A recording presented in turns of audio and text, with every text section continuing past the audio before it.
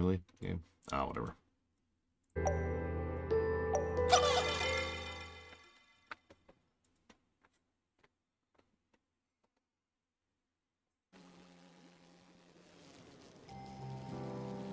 Listen, if I could have cheesecake pancakes, I would. That's all I'm saying.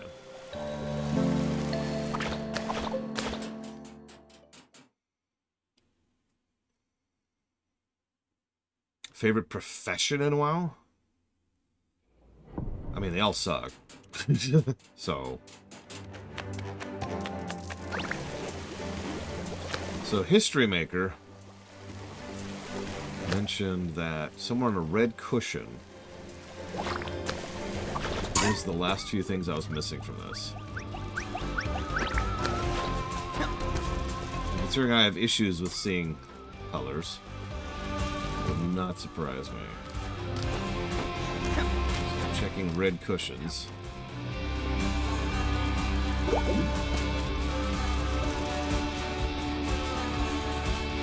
Ah! There they are, right there. Now that I'm looking for them. There, 100%. Boop. No, this is the first zone of the game. We also 100% of the second zone. We didn't 100% the third zone. I never figured out where the last area was. And we didn't 100% the fourth zone for pretty much the same reason. No, this actually... A lot of people think this is Pikmin-y, and they're wrong. This is Spyro-y. That is very, very much the game this is most like.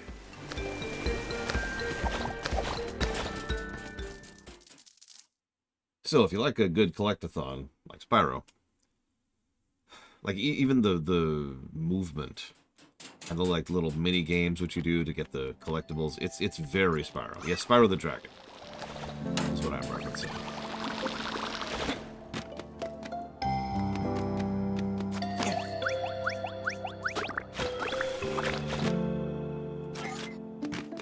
Hang on a sec. Oh, right, I know where we're going. This way, I think?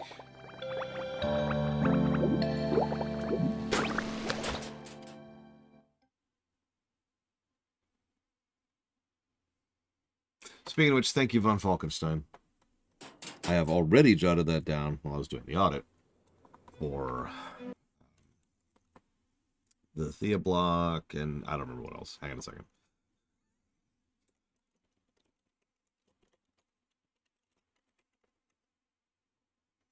Probably not, Blade to All. It was Thea block, Graveyard Keeper, and Breath of Fire 4. I wrote it down, I just... So now, let's go to the final zone, shall we? Which is not where I thought it was. Alright, it's up here.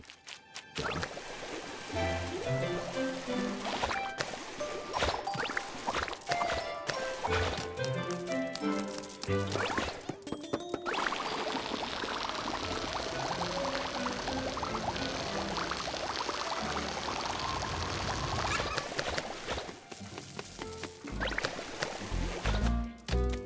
That's a really good question, Jay Palmer. If you figure that out, you let me know.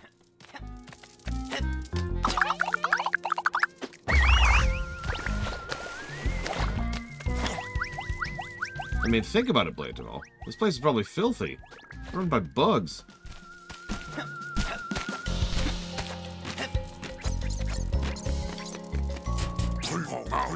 Ticket, show me ticket. First of all, hello. Now, here's my ticket. What about the kid? Oh, my apologies. Here's your ticket. Ticket get.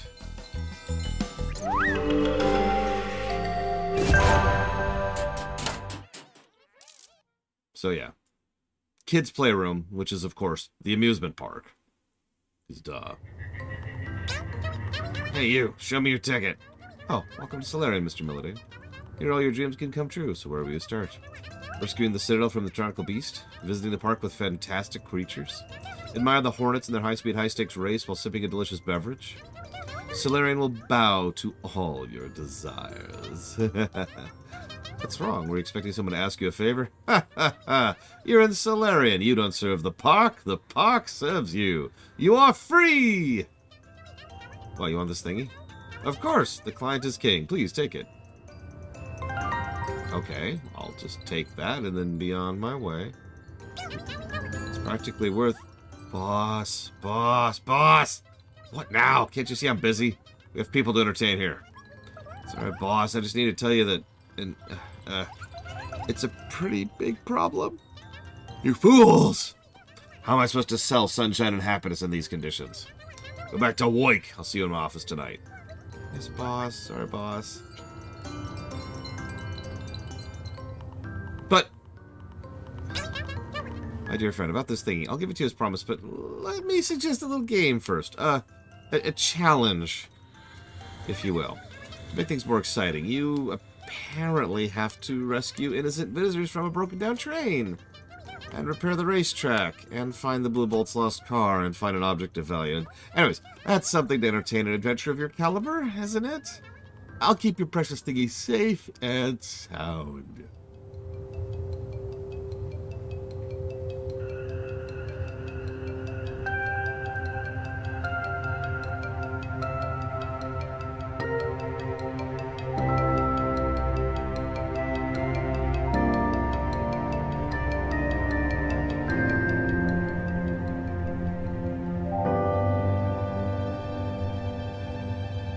It's an odd place for a train to be stuck.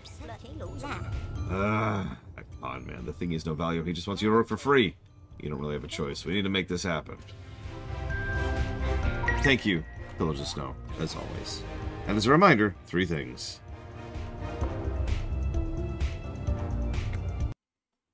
I'll go ahead and jot that down over here.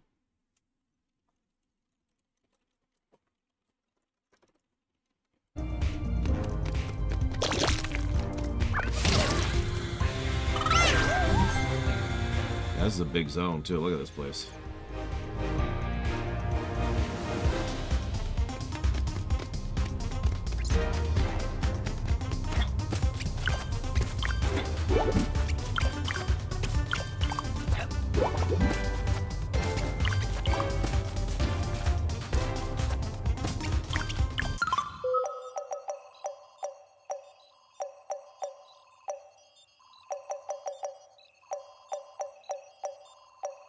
What I thought.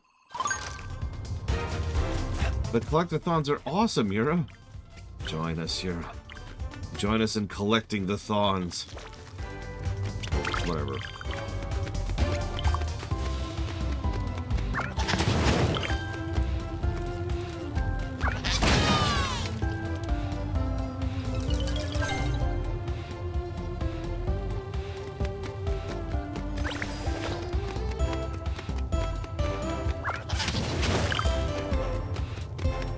I could see a bug beat 'em up working here, but this is... the terrain is so designed towards platforming. It would have to be a platformer beat 'em up, right? Something closer to, like Devil May Cry, actually.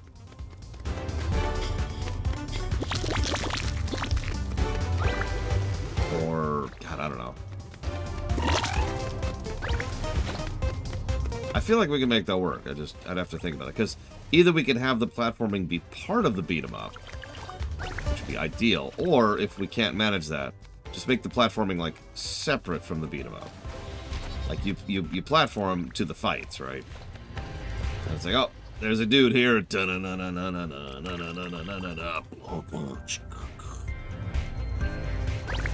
Complete with sound effects.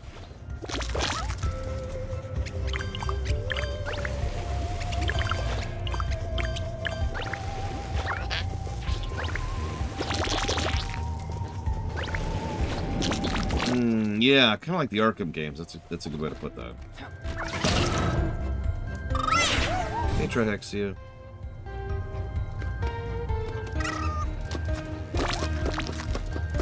Hey, Scales of Justice.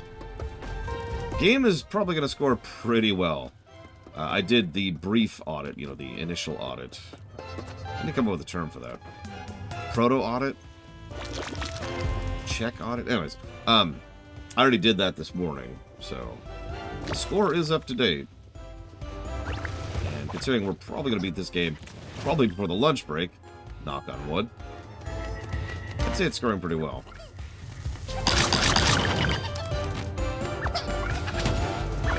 I admittedly hate the word preliminary because I've been in too many meetings in my life. But yeah, preliminary is probably the correct thing. The whole point is to, especially for these kind of things, to reduce the time, the amount of time I spend at the end doing the actual audit. So I usually spend some time on what I believe to be the final day of a stream in my morning instead of, doing things like eating breakfast, doing the initial audit.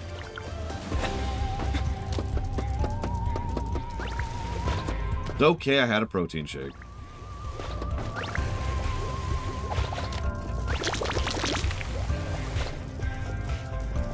Oh, God. See, I've actually done that. It's not even a joke. I have been to preliminary meetings for preliminary meetings. That is a real thing that I have actually done in my real life.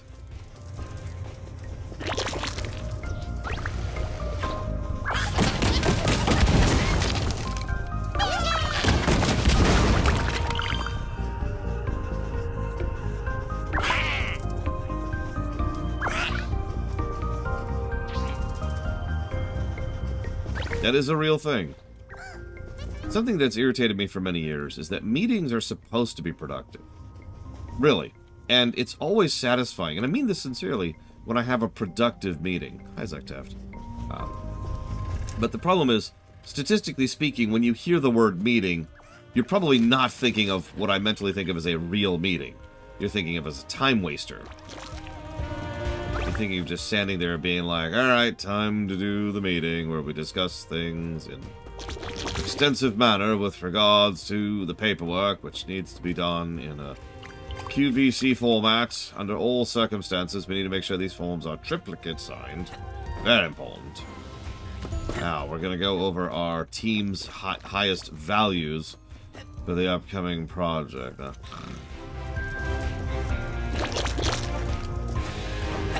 Yeah, no, exactly. Most companies, when they hold meetings, they do so to waste time. And I mean that with sincerity. Like, I'm not even being facetious or joking. They do it because that's the objective. Not to accomplish anything, but to have a meeting. I prefer to have meetings to accomplish things. I know. I'm weird.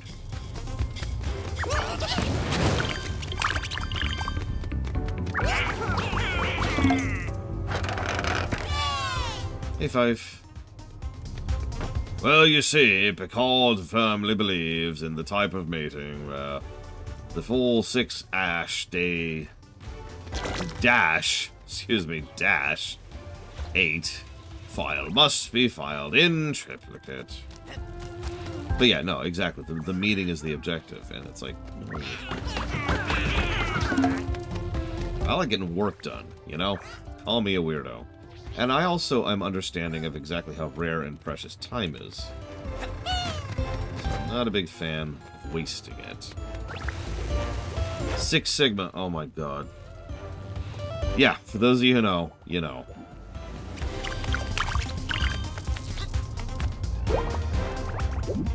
We used to have... Oh god, what was the acronym? There was a security compliance we used to have to do in my networking job. Now, here's the thing. Actually making sure we're security compliant, that's a good thing, and that's a thing we should actually do. Then we would have meetings about security compliance. Those weren't real meetings. Those were waste time meetings. Those were filled with people, like... Nothing I say will really get across how stupid this is. I want you to imagine that it's like, okay, so we're at McDonald's. Okay, just bear with me. We're at McDonald's. And I'm saying, all right, team meeting. All right, everyone, so we here at McDonald's, we want to serve food to the customers, okay? This is very important. Are you taking notes? Okay. Now, if anybody has any thoughts on serving food to the customers, it's a good time to jump in. Jay Palmer, do you have any thoughts on serving food to customers? And inevitably, what will happen is at least one person who wants FaceTime, which isn't what it sounds like nowadays, but it's when you're getting your face and your voice recognized in the meeting, so that other people will know who you are and then will be more likely to promote you, or at the very least give you, raises and stuff like that. They'll be like, oh, yeah, no, I agree with serving food to customers. I personally think that we should really have a high focus in any given project going forward. We should really make sure that serving food to customers is something we do on a regular basis. Like it's like the core value of when we're serving food, is we're thinking about the food that we're serving to our customers. And I'm just sitting here ripping my teeth out.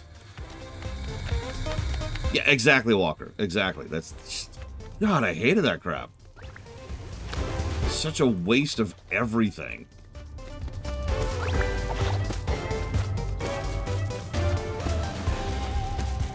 But yes, this is what I would refer to as a very good game. I anticipate this might actually be a 100-pluser, honestly. This has been an absolute treat to play through. And a great break from a lot of the games we've been playing lately. With the exception, of course, of Maneater, which was also pretty awesome. Because what can I say? Giant shark. Thank you, Blade Cheval. Whoa! Okay, hold up. Yeah, people who do actual work hate those kind of meetings. Yeah! It's almost like we want to get some work done.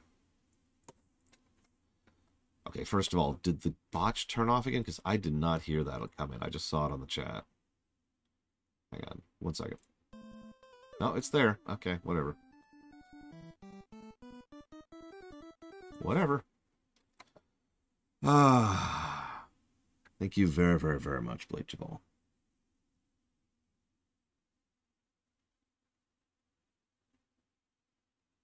Even for something as simple as like what is functionally a hobby project, like the rewrites, we used to do meetings. I guess I shouldn't say used to. There have been quite a few meetings that have been done about the rewrite project. And those tend to be extremely productive. Probably because the goal is to accomplish work and not to have the meeting. So, Stranger of Paradise, Final Fantasy, lose internet, and FF4 comparison block. Well, when Twitch decides to come back, I'll say a more proper thank you to Blade Cheval for that one. So now, those of you watching on the VOD, including you, History Maker, I know you're there. For real, thank you for that tip earlier. Now, if you could just tell me where everything else is, like, what am I missing in the bathroom? It's going to bug me, right? Like, what am I missing in the bathroom? And what am I missing? It's going to be too late. It's going to be too late.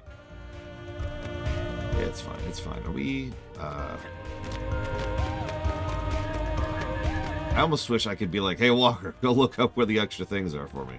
But then Walker would kill me with sticks. And as much as I enjoy being killed, and I do, just, oh, man, that's...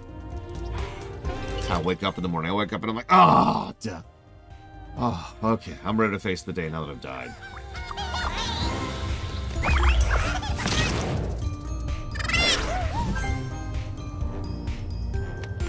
Thank you, Blade Cheval, very, very much.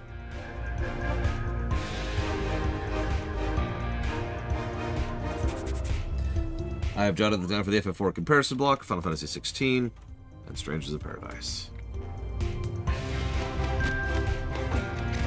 Yeah, the Twitch executives are like, hey, our meetings aren't a waste of everything. We're adding customer value. Definitely. Well, the easy answer is to get rid of it completely, Jay Palmer. So, we'll go with that. Get rid of it completely. It really is unnecessary. It does not need to be there. And the game... it pretty much reached its conclusory point by the time the DLC started, so why bother?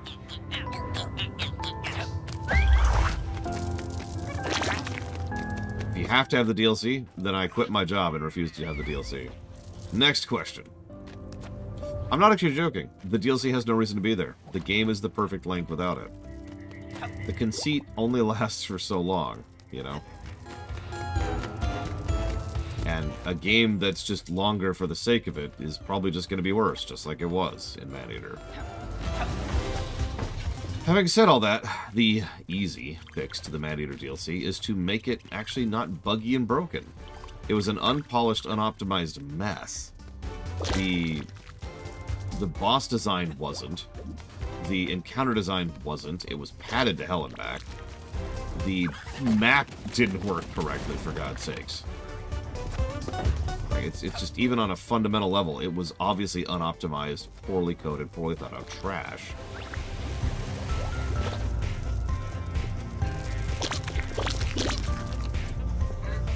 So, nuke it. Yeah, you remember how I'd open up the map and there would be about a 2-second pause before the map would open? You remember how the map also didn't work properly once it did open? Yeah, no, nuke it.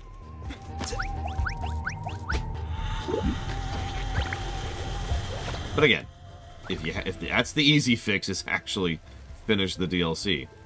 I'm pretty sure, although I don't know with total certainty, that the reason it never came out on the Switch was because it was such a buggy, broken mess that they just gave up on trying to make it work.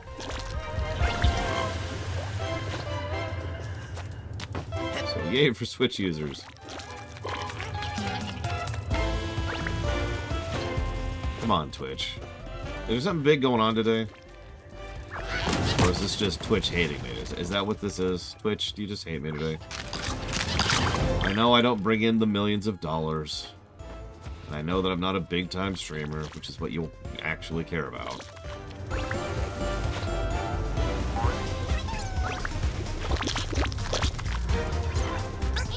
I'm here to clean your zoo, villainous conjurer.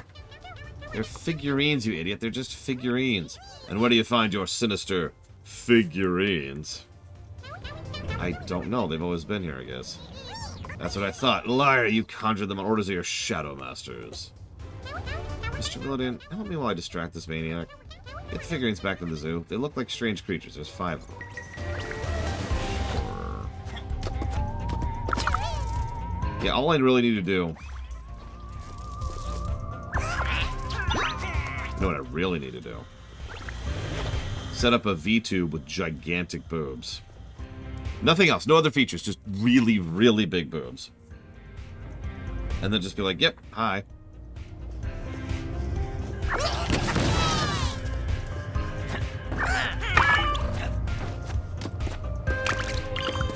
And then just keep streaming as if nothing changed and nothing happened. Don't even try to change my voice. Just, yep, today are sponsored by NordVPN.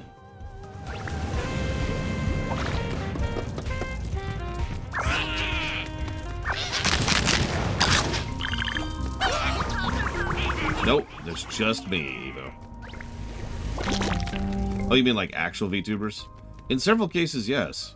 Several people do the VTuber thing with gigantic boobs because that's what they want to do. And that's up to them, and sure, no judgment. Some people do that thing because it gives them success, because people are juvenile and stupid. And that's not really on them, that's more on the people who make them successful. So again, no judgment. Then there's the people who exploit the system because they're terrible and they make the whole situation worse for everyone by aggressively marketing their gigantic boobs in order to try and constantly gain more subs and more clicks, thereby making the situation worse for literally everybody. Those people suck.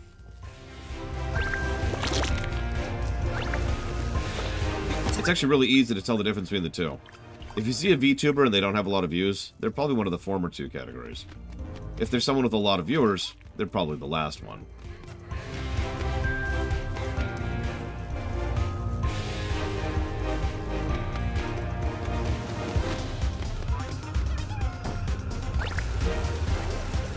Listen, speaking from experience here, having a gigantic chest has not led me to financial success. Walter told me, you see this bit of the course? It's broken and unusable. Well, you want to be fun? The aim of the game is to go out and find something to replace it. Some replacement piece in the cupboard, I think. Oh yeah, gotta have less drama, obviously. You gotta have drama in general. You gotta have call-outs and be like, oh my god, the real reason you won't hear Yura talk about their incredible puppy-kicking addiction. I'm not good at making up drama, but they do. They make up drama. My personal favorite is not just when they make up drama, but when they are both in on it. Like, imagine if Yura and I were to coordinate on generating drama between us. Because that's extremely common. Look at this. Grandpa Partiputa got me a ticket. Solarian, this place is awesome. I even found some friends. You know who you're betting on the race, Darkly? Shumi won the last 7. Undefeatable. I don't think I'm going to play, I think. Hornets are a bit scary. Come on, it's no fun if you don't bet. Well, if you're betting on Shumi, I need to bet on the other one, right? So I guess Alonza. She's just trying to mess with you, Darkly. Shumi's going to win as usual, and she knows it. Come and watch the race with me. Hey, mind your business. Puh.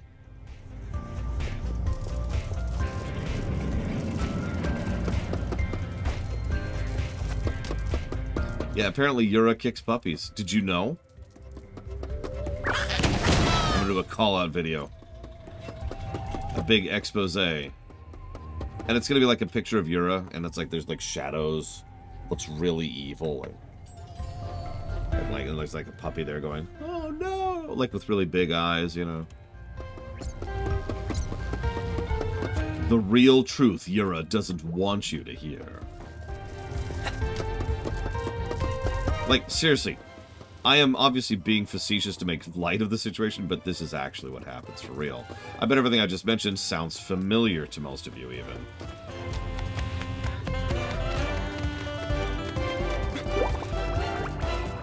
It's actually a specific category of YouTube content creators. They're called dramatubers.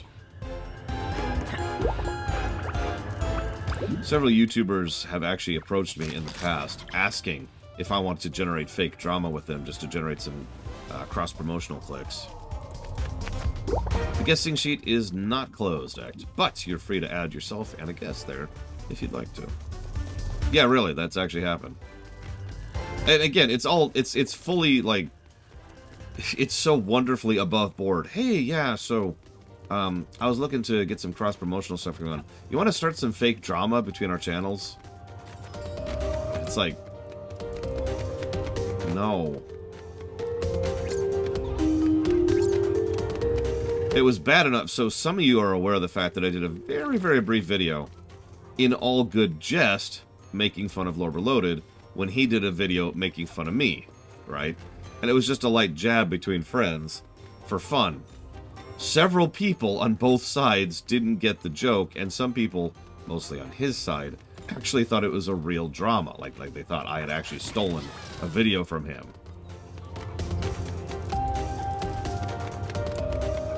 And that's about all I think I need to say about that.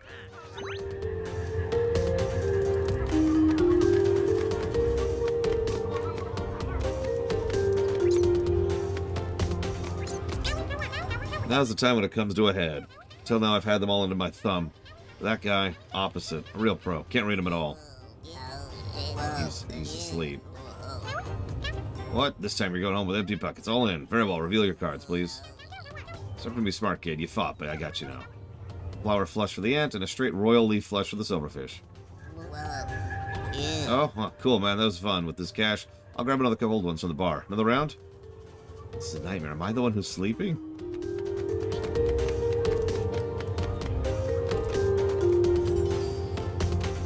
I hate these games. Just point it out.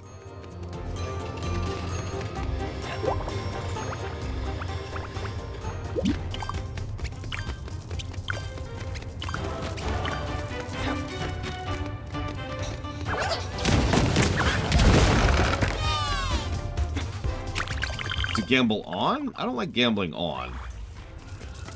But if you're going to gamble on something and not gamble with something, you should probably gamble on, like, one of the totally not a video game slot machines they have nowadays. And by nowadays, I mean for the last about 20 years. It's basically gacha. No, it is basically gacha. In fact, mobile phones took the idea of flashy lights that aren't really doing anything in order to trick you into spending money on the game from casinos.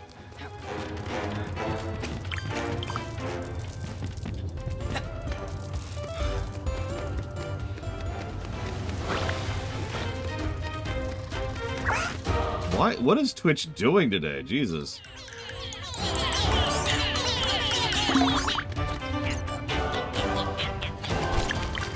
Now you got me curious. Hang on. Pull up my own stream here really quick. See if I can.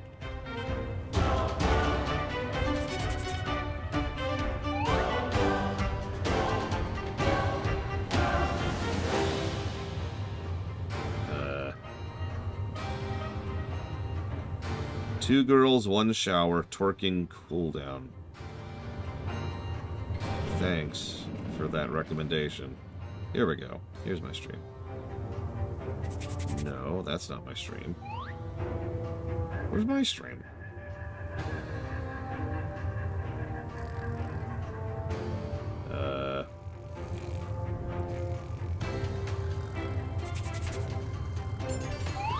There I am. According to this, I have only 30 viewers right now, probably because Twitch is being weird. At least it loaded. Took a moment to find it, though. I'm an attraction designer. I'm the one who made this fortress. Corbinek. It's lit, right? I copied it from a picture in a book. Just took piling a load of sticks on top of the other, and everyone thinks it's flying awesome. Should be a bridge here to get across, but it keeps falling down. Quite annoying. I need to hire some bridge testers to make it better.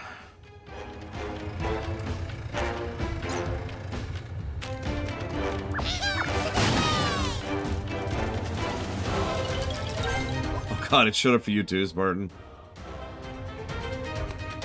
What really irritates me is, with one exception, I've never actually clicked any of those. And yet it keeps recommending them to me, which honestly just sort of keeps making my point for me. Like, guys, if I wanted porn, I have places I can go to look for porn. Oh, I hate Twitch. Alright,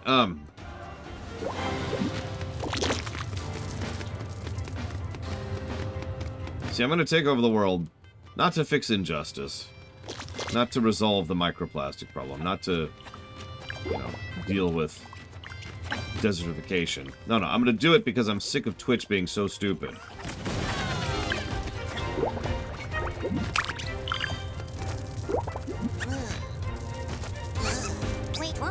Some varmints done cut the string of a crane just as I was going to place down a bridge. Lordies. Darn. Oh no, such a shame. Only winged insects can reach the cup now. If only I only knew the idiot that sabotaged the bridge. Yes, if only you knew. Those moths really are just the worst, aren't they? YouTube streaming is actually worse, which is why I stream here. Yep, men only want one thing, and it's disgusting.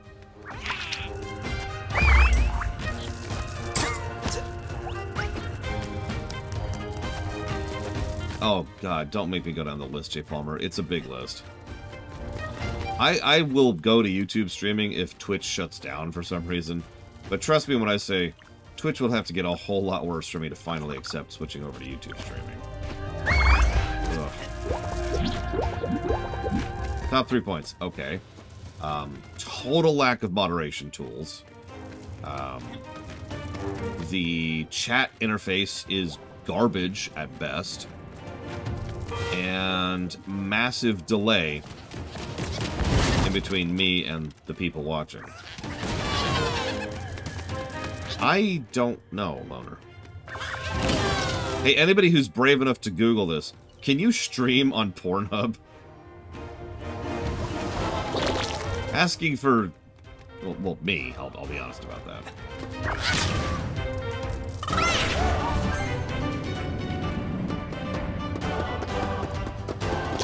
No, OnlyFans is terrible.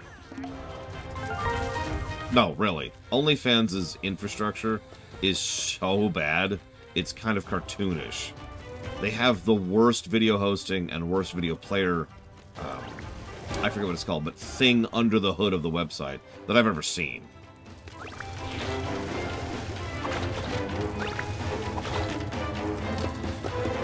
How long is this one? 18. Well, we've got that.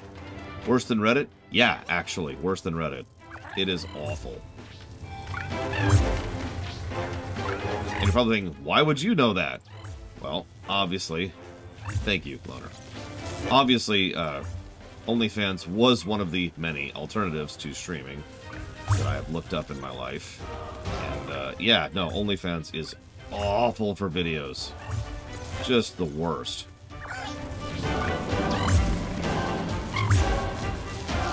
What's the advantage of OnlyFans? Well, there's this thing called porn, right?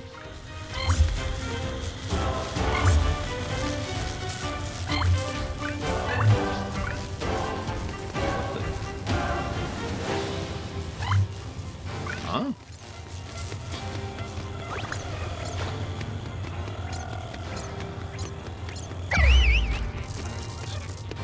Oh no, you actually can't stream on OnlyFans. You can only host videos. And when I say videos, I mean basically TikTok videos.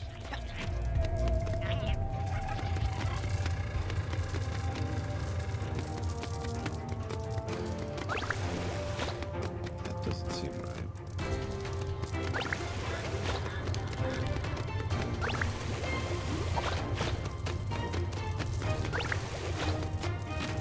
Yeah, actually, there's a decent amount of non-pornography content on OnlyFans. It gained that... So, OnlyFans' original intention was to be a very direct, small-scale thing in between creator and created. Hey, I want to make, you know, movies or artwork or music or whatever. And I'll do a thing, and I put it on OnlyFans, and that way you can interact with it directly. Now, anybody who has a functioning brain could tell you how people immediately decided that would be perfect for pornography. Now, I actually agree with that sentiment, as absolutely bizarre as that sounds. I do legitimately think that being able to have a safe, self-regulated environment in which you don't have to be reliant on someone else in order to be able to sell your body for money is something that's a good thing. If you want to be a sex worker, go be a friggin' sex worker.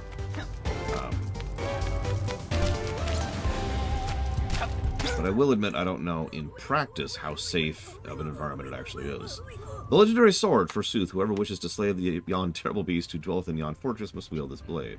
The rules of the park say only a chosen one of pure heart may draw it from the wood that houses it. Why am I down here?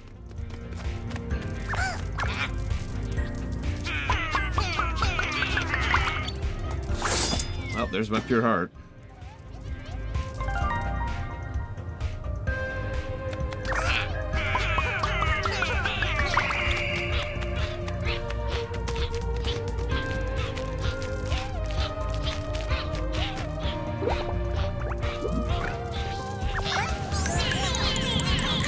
Oh yeah, suicide, fascism, pornography. There you go, YouTube. Let's get that trifecta in there.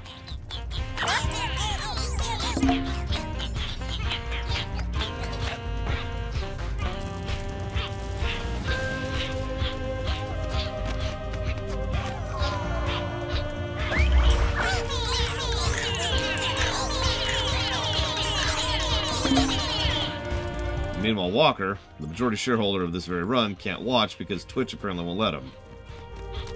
Which... I don't know what to say about that.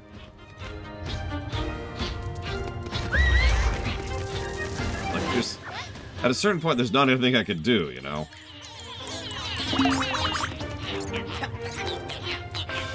I actually don't have any dropped frames right now. So there's no connection issues between me and Twitch.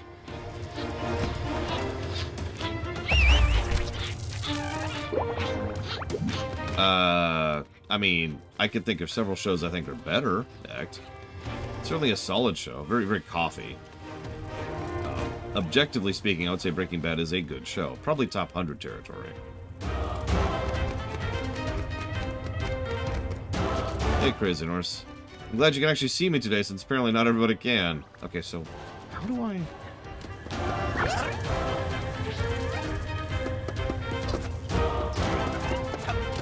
I think Walker gave up on me. I don't blame him. I gave up on me years ago.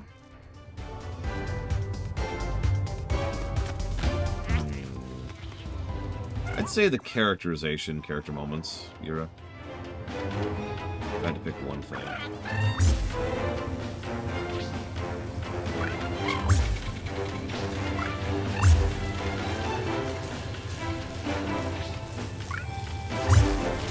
Well, actually, that's a good question. Can we take this up? Try to speed this up a little bit. Because apparently that 18 is a maximum, not a minimum. Looking like a no, though.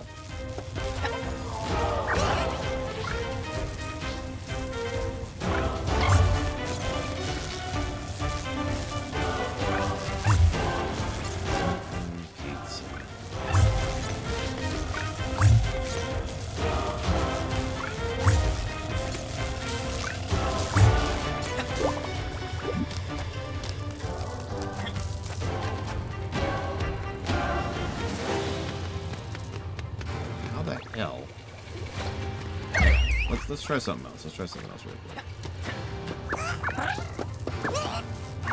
Oh, there we go. We just have to start up top.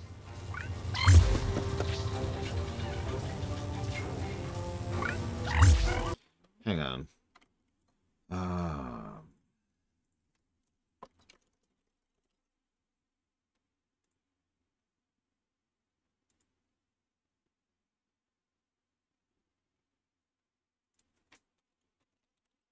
It is not a Pikmin-style game, no. It's the most common question I've gotten this run, and this is absolutely not a Pikmin game. Not a bad thing.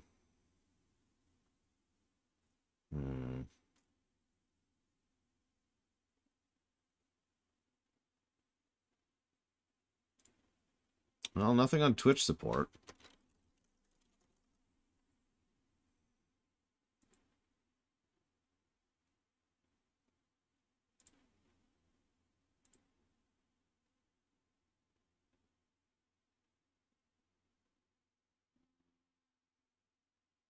Yeah, that's fine. Yeah, let's pull up Twitch status. What do we got here? No incidents reported, my ass. I give up. I apologize to everyone for the fact that the best streaming service that exists on the planet is this trash. Not that anybody can even hear me apologizing for this right now.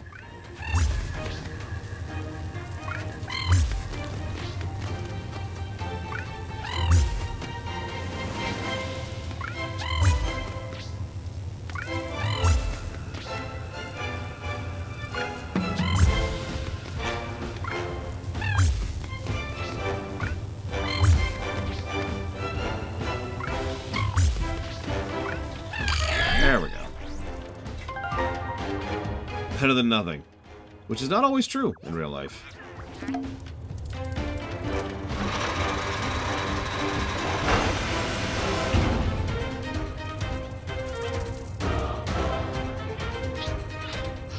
Oh man, those are just the best streaming platforms ever, Spartan.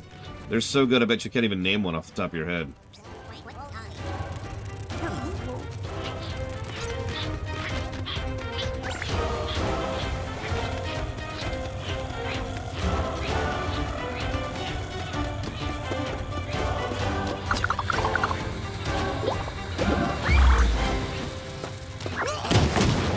Kick is straight up a scam. Don't watch Kick. I cannot not recommend Kick enough. Like, negative recommendations for Kick. Do not use or watch Kick.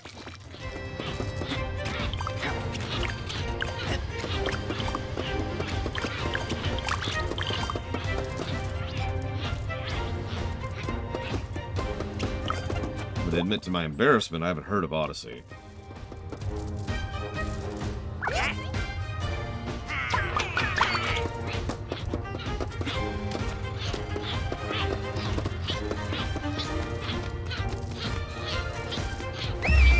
Kick is a front for various other scams, is the simplest and easiest way to put that. But the biggest problem with Kick is that Kick is completely unregulated to the point where at some point they're probably going to get in legal trouble over it. And everything that implies.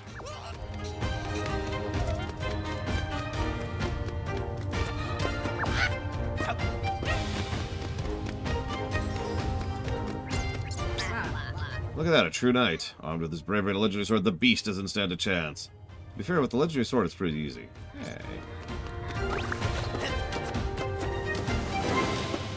There will be another upfront platform the moment someone who doesn't care about making money gets into it, or the moment it becomes an actual utility or service on behalf of some government, which will probably also be bad. Or when I take over the world. Which is funny, because both of those circumstances will apply to me. My lady, 'tis not a wound or curse that paralyzes me, but the sight of your smile. I'm sorry, my husband awaits higher up, and you cannot abandon your quest. The beauty of the most resplendent of cups is eclipsed by your aura. I would give up the greatest of rewards, but for a moment with you. Hey, you need to calm down a bit there. Stay here if you want, but I'm getting up there to get that damn cup.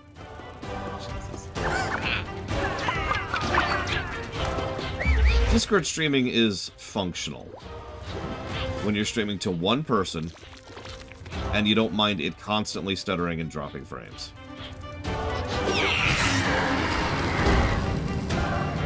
And occasionally having to restart it.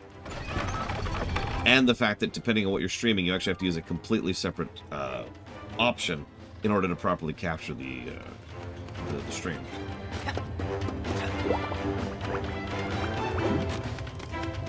In short, Discord streaming is something I would only use to stream to one person. Which is funny, because that's exactly what I've been using it for. How do you think I've been doing the Star Trek lore run?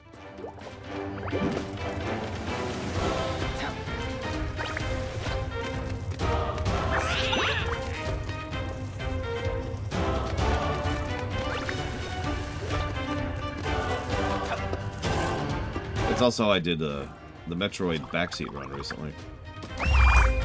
But even then, it's not what I would call very reliable or good service. It is good enough.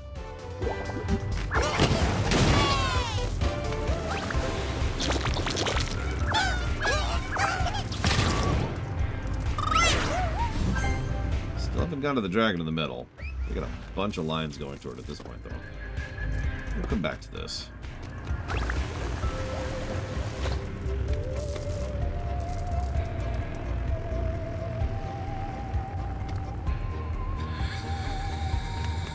Congrats, Eva. Remember what we talked about. Steps.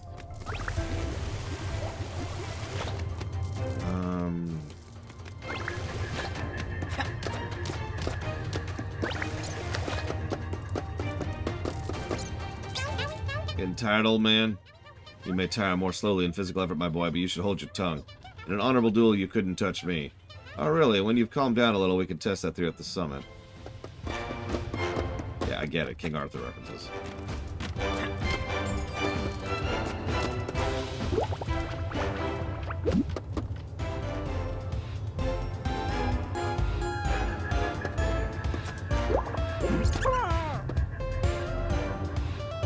Aww, the pillbug thinks it's their fault that the wheel stopped because they think they're too fat. That's weirdly and horribly relatable.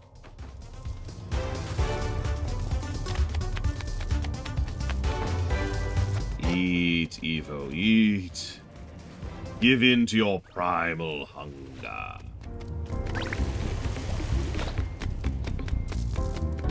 How the hell am I supposed to carry this all the way over there?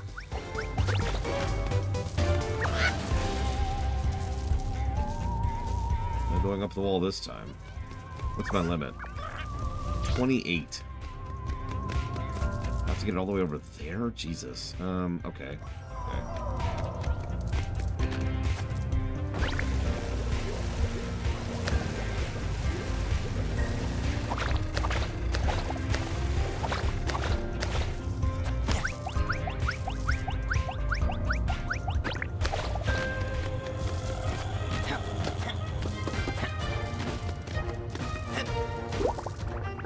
And I apologize it took me so long to get through that section. Let's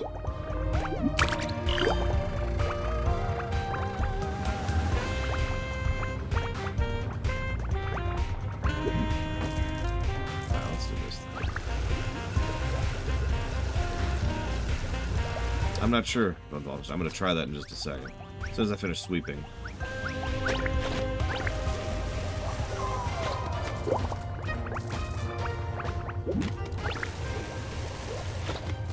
This is room 6, I believe, technically. Yes.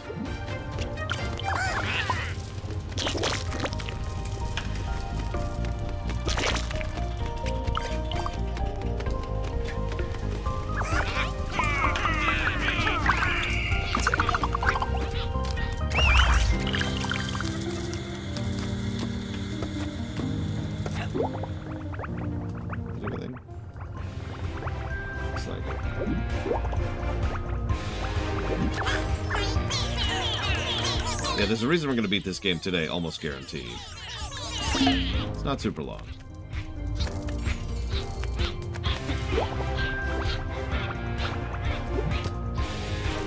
Buggiest game I've played on stream? Ironically, that depends on your opinion. You might think it's something like Skyrim, but, I mean, Skyrim didn't crash an average of once every 38 minutes. But is it just crashes that qualifies for buggiest? Or do we mean, like, when the game just kind of completely is buggy as hell in terms of scripts or triggers, which would be Baldur's Gate 3, right? A much buggier game than, ironically, Skyrim. Or maybe you count only things where the game is just really, really hard to even get it function at all. In that case, we would be talking about Dawn of War 1 and or 2. But that's probably the list. Dawn of War, Baldur's Gate 3, and Anthem.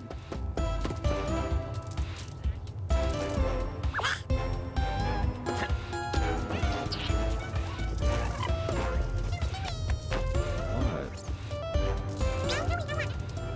Yeah, I know that, thank you.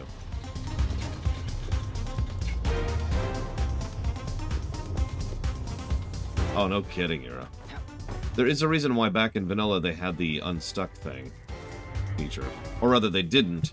They had a GM who would just run around doing that. Then they added the feature because of how common that was. It's ridiculous.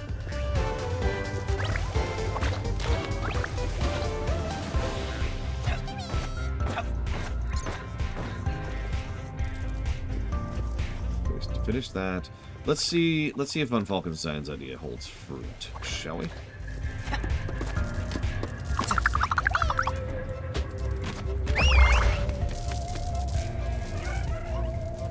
So I can just get this over.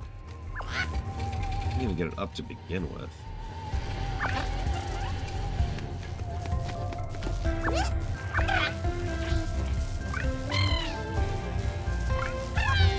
They won't even let me try.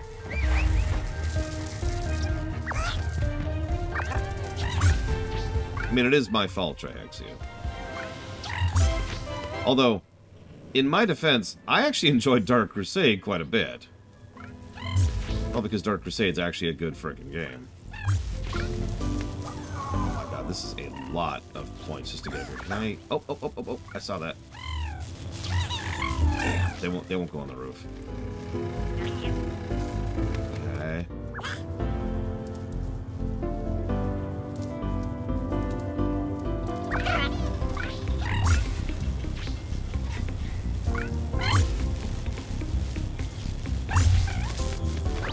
See if we can go over these stupid walls, because there's no way I'm going to make this in 28 otherwise. Like, there's no way.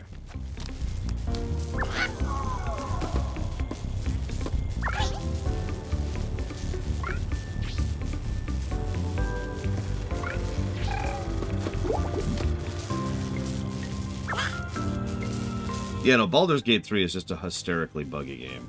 It actually irritated me during my playthrough how many people kept saying that my complaints about bugs were invalid because I was using one mod. I eventually, if you remember, got rid of that mod, essentially purely out of spite. Because I wanted to prove that the game was just buggy on its own. Which, spoilers, it was.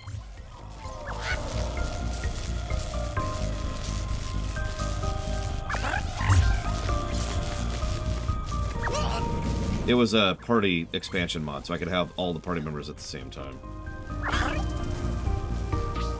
It did cause us one issue, I remember that, on the elevator. The Druid compound. Hey, Melkor Blade. Looking forward to Kojin, probably today.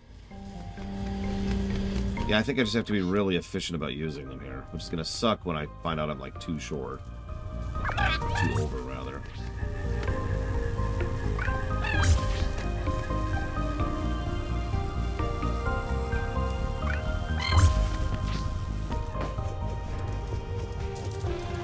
Don't mind my giant swarm of minions here. This is just a Tuesday for me.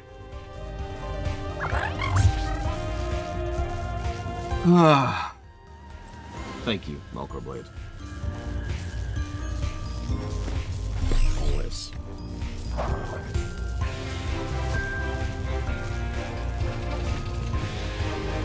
I mean, the game having scripting issues makes perfect sense to me, Nefastratone, because, duh, right? Scripting issues is a common source of bugs. But yeah, the other bugs, that's a bigger question. Yes, I very, very nearly hardlocked in Baldur's Gate 3. We almost had to restart the game.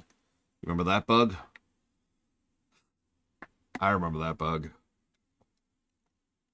Yeah,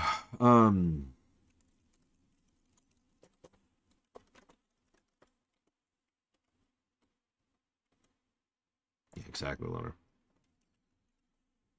So that's going towards Trails in the Skyblock, Rayman Legends, and Final Fantasy 16. The 3 worst bugs I've ever suffered again. Again, having to literally redesign my freaking BIOS to get a game running probably qualifies as the absolute worst bug I've ever encountered. I sincerely doubt I'm ever going to beat that. Ever. So that takes the number 1 slot.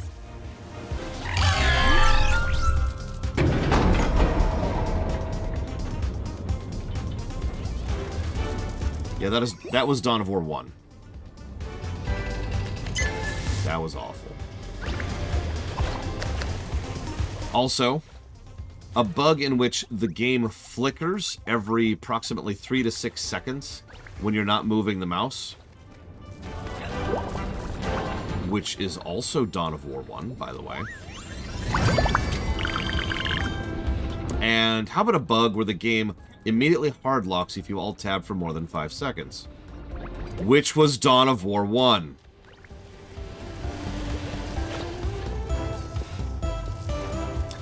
What I ended up doing with Space Marine was I bought the console version of the game and just streamed from my PS3.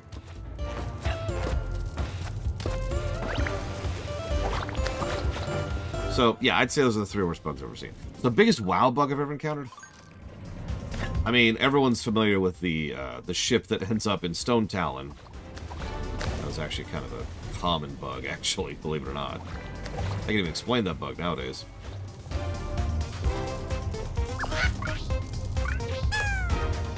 Come on.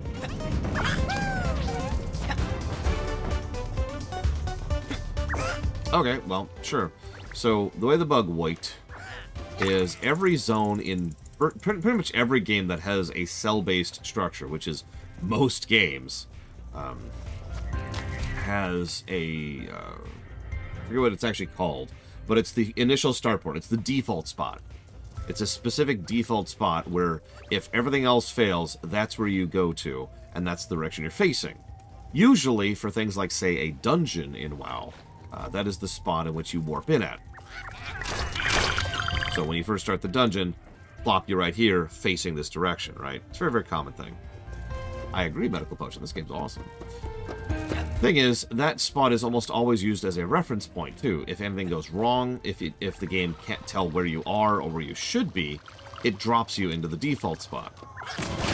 The thing is, that's true for every cell in the game. So far, in a dungeon, for example, if you default out, you'll end up at the beginning of the dungeon. If you default out in, I don't know, Kalimdor, which I remind you is 1 cell in the game's, in the way the game is structured, then it has to dump you at the default point. And the default point for Kalimdor was the middle of Stone Talon. Like, a little bit under the ground in Stone Talon Peak. So, when the server was having a particularly bad load time, especially during the Gates of Ahn'Qiraj, which was astonishingly buggy, what would commonly happen is you would take the boat over from Menethil Harbor, and then you would end up under Stone Talon. do that one really quick, just while we're here. And yes, Sentinel Hill in Westfall is another such zero spot. There's a term for it, I can't remember right now.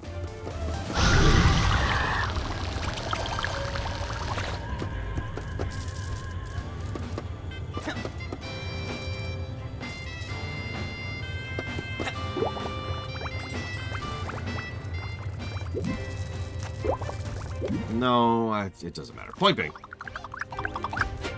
honestly, everything to do with the Gates of Ahn'Qiraj probably qualifies as the buggiest experience I've ever had in WoW. But all of that's easy stuff. One of my favorite bugs that I've ever had was... It's actually two.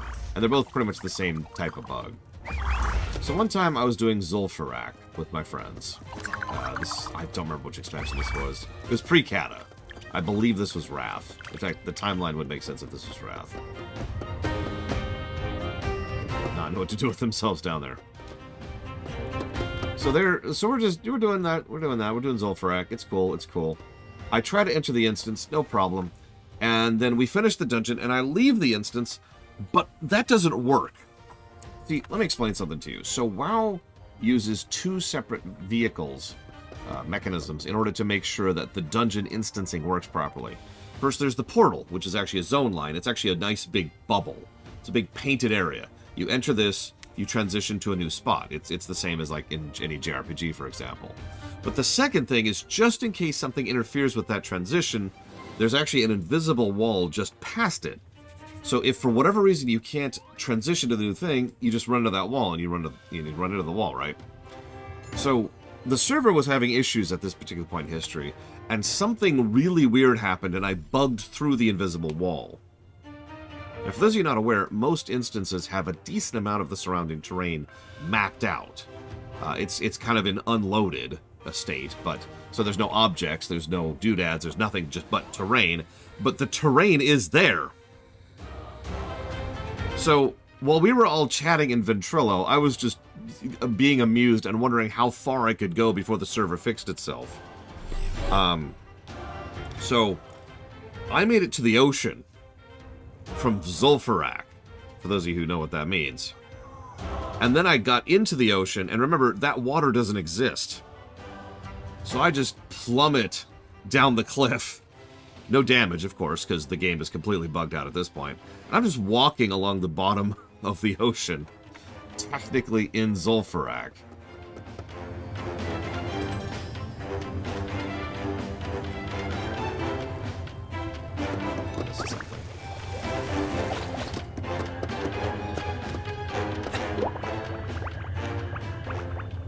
The second bug is pretty similar and related. It's actually also Wrath, technically. Hey, Lunaruth. There I was in the Acclamation patch, and I know I've told this story before, so forgive me. The Acclamation patch, which is the part of the pre-launch sequence of events for a given expansion, was really, really buggy in BC, in Wrath, and in Kata. Yeah, it's called the Acclamation patch because the whole point is to acclimate the game to the status of the expansion. There's actually a three-step process to roll out an expansion to an MMO. First, you do the Acclamation patch, which gets the version of the game up to date with the new version. So class changes, mechanical changes, etc. You are functionally, as of that moment, playing the expansion. It's just none of the new content is live yet. No. The Undead event is the second thing, J. Palmer. Because then you have what they call launch events. Launch events is obvious. You know, we had the assault by Demon Lord Idiotface during BC. We had the Undead invasion in Wrath. We had the elements going wild in Kata. We had the most boring thing ever in Pandaria. Warlords had the assault on the Blasted Lands. You get it. That's the launch event. So that's the second step after the Acclamation patch has gone live. Hey, Walker. Hopefully. And then the third thing is to flip the switch and turn on the actual new expansion so you can access the new content. You know, going to the new zones and doing all the new stuff. Oh, the Legion launch event was so good!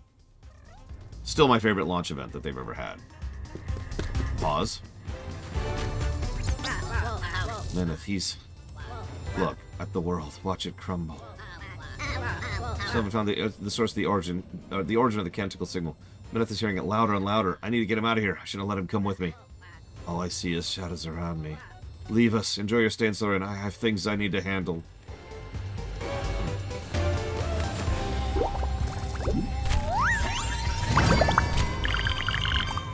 Hopefully you'll be able to do the War Within launch event here. If you want to, of course. I'm looking forward to that one. Anyways. Here's the relevant point. So during the acclimation patch of Wrath, so this is before the Undead Invasion actually started. So they're just getting the game up to code with the new patch, with the new version of the game. Everything was extraordinarily broken. I mean, so broken. So some of you may or may not be aware of the fact that there's actually sub-servers. So I mentioned how WoW is cell-based. It's also regional-based. So each... Let me use the level we're in right now as an example. So this dragon right here would be one specific region, one sub-region of the overall zone. This whole thing is loaded. This whole room is loaded. This is one cell. But it loads things differently within your specific region, right? So this dragon is its own region, and like that little entrance way over there is one region, and then like that bookcase is one region. You get it. The game was so extraordinarily broken during the Wrath Acclimation that only certain regions were loaded. So even within a given cell, you can have a situation where you would just get your character completely stuck in the world. Now, WoW has a feature where if a character is idle or inactive for X period of time, it gets kicked out. That's actually not there to get rid of AFK players. That's there to get rid of bugged players, or that is to say bugged characters. That feature wasn't working. So, characters would get stuck in an unloaded region. So, like, imagine I'm going this way, and I go into this region. The moment I hit that region line, I'm back at the login screen. My character is now just, in-universe, in the game, is just sitting there, hovering there in this region, unable to act or function because the region isn't loading properly. Now, the thing is, because of the fact that the other thing was also unrelatedly bugged, that meant my character couldn't get kicked out. So they were just stuck there. So I couldn't log on their character at all, and they were still in-game logged in. So you'd get to the point where, like, you know, we had like 5, 6 characters each, so 3 or 4 of our characters were all actually logged in simultaneously. They were just stuck, and in some cases you could actually literally see them just hovering there in the air, kind of glitching out weirdly. We got to the point where we had to find safe zones, regions that were actually loaded properly, so we could just stay in, and we couldn't do anything. We couldn't do dungeons, we couldn't quest, we couldn't do reputation dailies. All we could do is just sit there and chat in-game as we waited for the game to fix itself. And I'll never forget it, because I had actually found a safe... We were all in chat, and we were all in Ventrilo, and we were just trying to share safe regions to log in at. So Shattrath was safe, for example. So if you would logged at Shattrath, you were fine. But the moment you left Shattrath, it was a minefield in all directions of unloaded cells. Or, sorry, unloaded regions. Incorrect terminology. But if you went straight north, I still remember the route. If you went straight north into one of the southeast sections of Zangarmarsh, followed the southern edge of Zangarmarsh, not the northern, because the northern is bugged out, and then went straight up into that giant lake in the middle, which is where the dungeons and raid are, that area was safe. Nothing else in Zangarmarsh was loaded, and most of Terakar wasn't loaded, and Hellfire wasn't loaded, and only bits of Nagrin were loaded. So there was like this strip that you could do. That was the safe zone. Thank you, Kieran Elior. Always appreciate. Always appreciate lurking. Always appreciate commenting. Always appreciate the support. Thank you.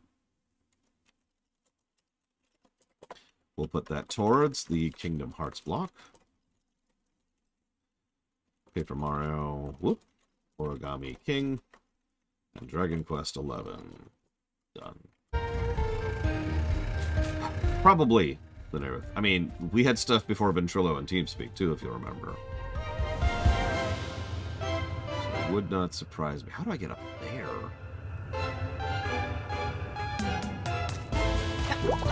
Damn it, Ross. Sounds like you got what all 3 of my nieces got. I have been exhausted because of the fact that my body's fighting it off right now.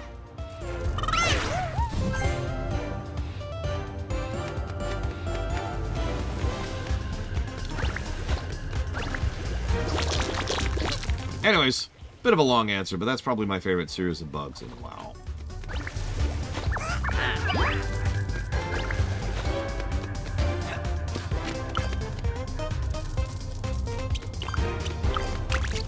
Yeah, Discord's kind of a unique confluence. Never was intended to be what it is, but it's just kind of slid into the slot. It's just some kind of stomach bug that's going around Faster Jones. Fever, vomiting, you know, exhaustion. The usual. So, for just a second, Walker, I read your paragraph. You know me, I read extremely quickly. So I see, I'm glad you're enjoying this. Put this towards Tinykin, Kingdom Hearts plot, and Gravity Circuit. And I'm like, Walker. We need to have a chat. No, it's not COVID. Although that is another problem right now. I will put that towards FF7R1, Kingdom Hearts, and Gravity Circuit. Thank you, Walker, very much.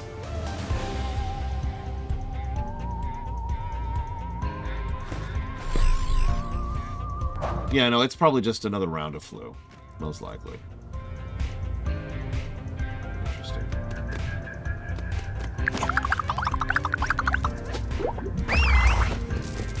No, I just read it a bit too fast, Walker, that's all.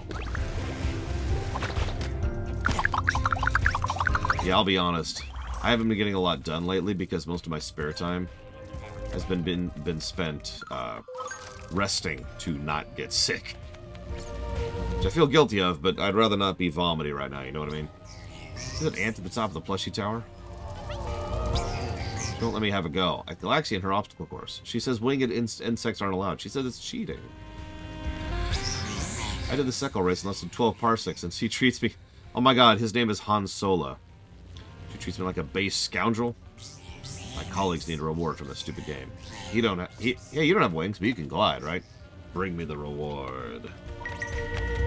Abagawashka Chewbacca.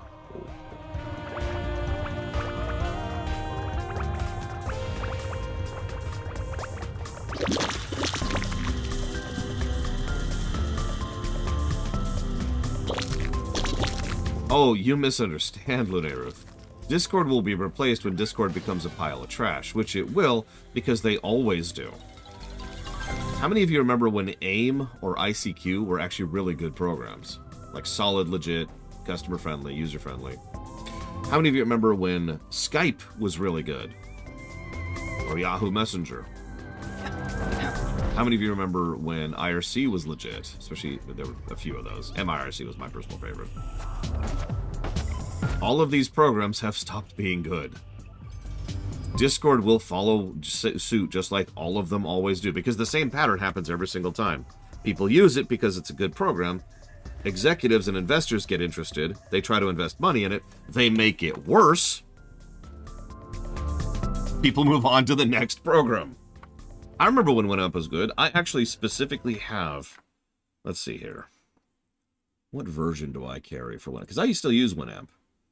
But I use a fairly out-of-date version of Winamp. Because that stuff is archived. And I still use Winamp from when it was still good. Yeah, exactly, Bladefall. That's exactly what I've seen modern Winamp. That's trash. Captain, navigation in the galaxy. It's Spock! In the galaxy system requires destruction of problematic asteroids. A fleet could be up to the task, but the level of danger would be unacceptable. Considering that the potential loss of an individual would be preferable, it's been decided this task will be given to you. Sure.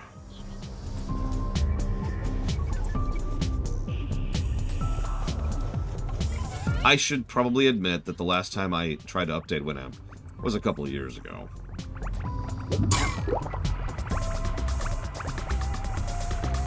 So my information is a little out of date there.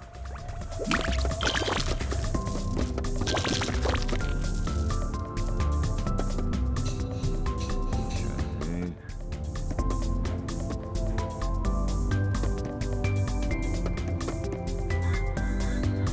That's a good freaking question, Yura.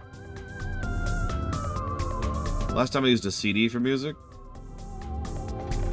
2004. I can actually point to the exact moment because I remember that moment. And I stopped using CDs pretty much like within a month after that.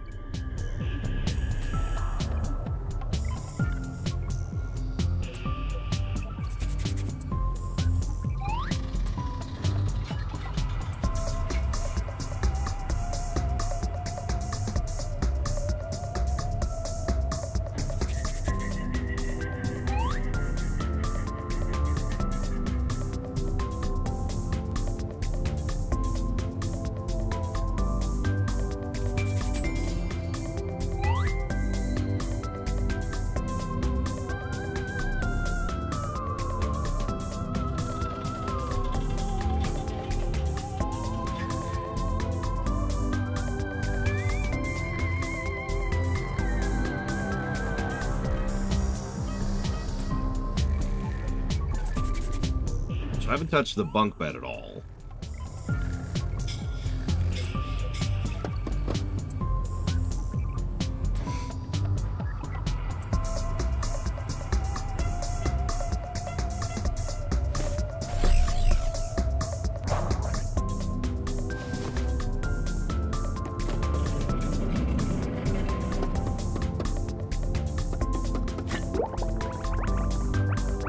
I don't think I can make this.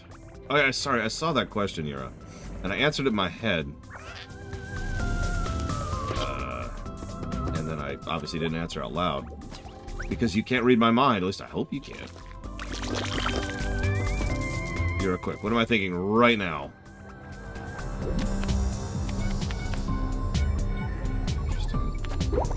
Ugh, okay.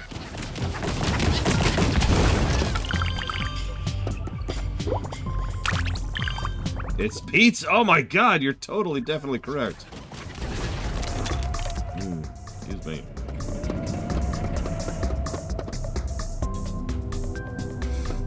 Oh. I'm thinking I hate sneezing. God. Come on, body, work with me here.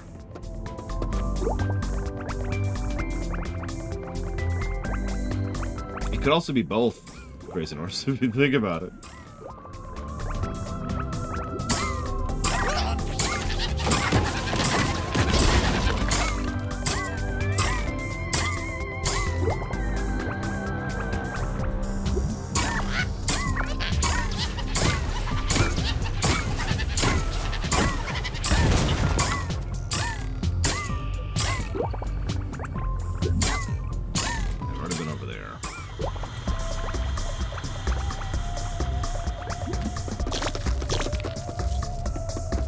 Oh yeah, hey Mr. Red.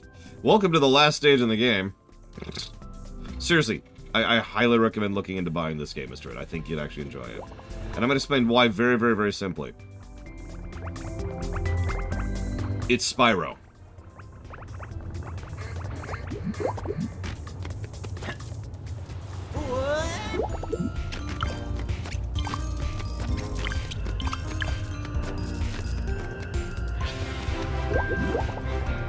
Oh yeah, no, it's a total 3D platform. It's a 3D platformer collectathon. Like, there's the Tinykin, sure, but that's kit. They're not really what we're here for, you know? Yeah, it's also got the dynamic music based on the area you're in and the colorful styles, and there's this thing where, like... I'm gonna explain this badly, but you know how in Spyro there were, like, dozens of little mini quests per area, and that's what got you the upgrades or the collectibles or whatever. And so you'd go help somebody, he's like, hey, go help me with such and such. Thanks for helping me with such and such, right? It's that kind of a thing.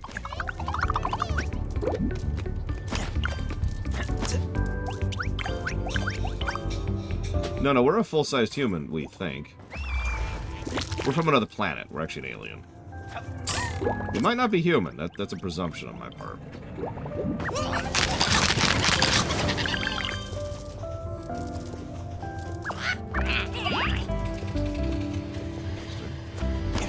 Alright, so, sorry. Forgotten Realms or Divinity? So, my answer is obviously and easily going to be that I prefer the Forgotten Realms setting. But I should probably mention I'm not a huge fan of it, so much as I am substantially familiar with it, because it's the popular one. Lots and lots of people have done games and movies and books and shows set within Forgotten Realms. Yeah, Forgotten Realms has a whole lot of bleh in it. But I have to pick it pretty much by default, because there is no real Divinity setting. Not really. As I've talked about several times, Larian themselves have approached the continuity of their setting with extreme looseness. Basically, whatever they need for this specific game they're working on is considered acceptable, regardless of how it contradicts previous things. Now, I know a lot of things retcon things regularly, but they do it as a matter of policy. In other words, there isn't really a Divinity setting, there's more like 6 Divinity settings, depending on which game you're playing. Having said that, if I limited myself to DOS 2, which is a great game I highly recommend to a lot of people, I would still probably pick Forgotten Realms over that, because DOS 2, spoiler, spoiler, spoiler, spoiler, spoilers, spoiler, spoiler, spoiler.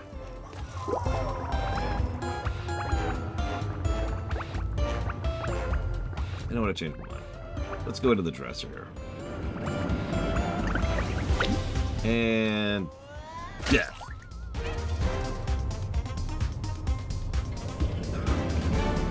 Having kind of Blades of All, but even less connectivity than Elder Scrolls, if you could believe it.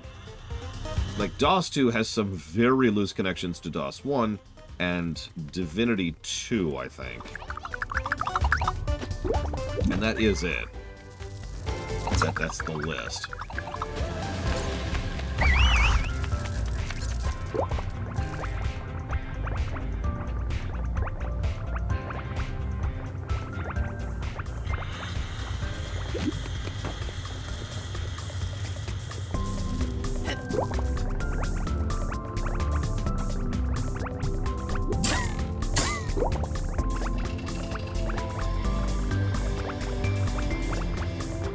I've never played Divine Divinity, and I probably never will. How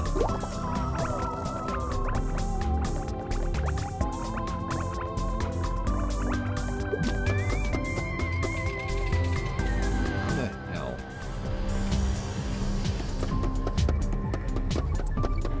I also want to know how to get in there.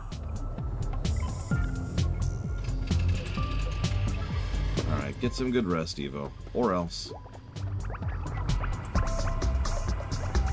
DOS 2 is pretty bad for choice paralysis, and as much as I praise the game, and I do, it also is pretty bad with... How do I explain this? The game lets you do so much, it's actually kind of crazy. By which I mean, it's actually hard to even tell which choices are choices and which ones aren't, because the amount of fluidity on what you can do is bonkers. The other big problem, basically, DOS 2 has a bit of a walkthrough-itis problem. It's the same issue we had in Shadows over Loathing. When the game doesn't even tell you that a mechanic exists at all, that's a bad thing. And yeah, just getting access to skills in DOS 2 is a whole other thing. I guess, how am I supposed to do this? Let's see if it's saved. I'm gonna laugh if this actually works. It did. That's really funny that worked. And it teleported me. I'm safe! Destruction confirmed. Captain, Fleet Command instructed me to deliver this recompense. Live long and prosper. Okay.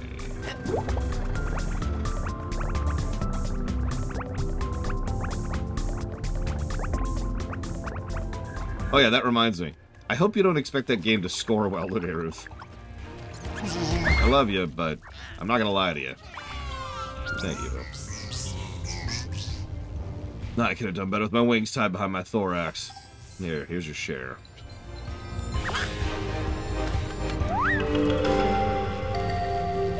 Interesting. Yeah, this is a collectathon. Again, this is straight up Spyro. This is a modern Spyro with a lot of modern convenience options and design and just Look at the level for a second. Just really take this in. This is the stage right here. It may not look as huge as it is, but this is a huge stage. But it's not overwhelming. Dakota mentioned this yesterday. One of the things they do is they kind of break it down into areas, and that's, you notice that's my approach. It's like, okay, I finish an area and sweep it, then I move on to the next area, and then I move on to the next area. And yeah, no, this is totally this is totally going to be a very well scoring game that's going to drag up the platformer average golden number. I don't know, Yura. I sincerely doubt anybody else has even heard of it, Lunaris, so I'm not super worried about that. This game does not have money bags. Instead, this game has an undercurrent of cultural and social bias, economic class divides. We've got some politics, and we've got some religion. I'm not joking, by the way. Like, the game, if you actually stop and talk to all the NPCs, there's several recurring threads in background world building, which is surprisingly good. That's been developing the story, the world, in the background of these bugs. The amount of speciesism bias between the bugs is perfectly logical and kind of messed up, honestly.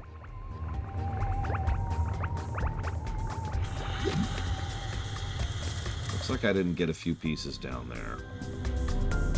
But what I really want... Where's the train? Where's the train? We haven't really seen spiders. Probably for the best. By contrast, moths are the worst, and I mean that. They're the elite, ultra-rich are the moths. The wasps are not great, but the hornets, they're really just interested in racing. The mantises are kind of weird, but they're cool. They're cool.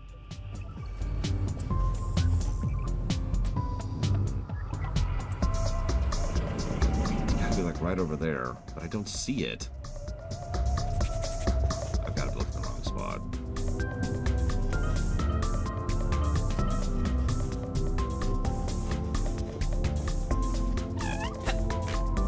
There it is.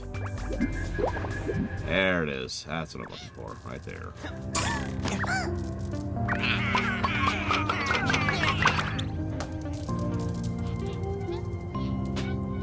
Yes, the hornets are racist. Oh my god, Evo. Out of bed. Or stay up forever. Whichever you feel is best.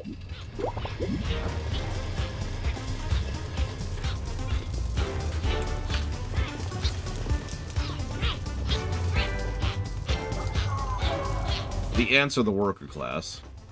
The dung beetles are the janitorial staff. And they're also looked down upon by everyone else, because they work with dung and waste and refuse.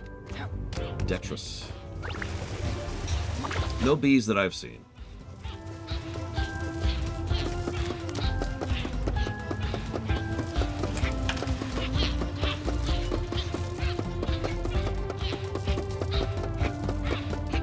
Bringing this thing.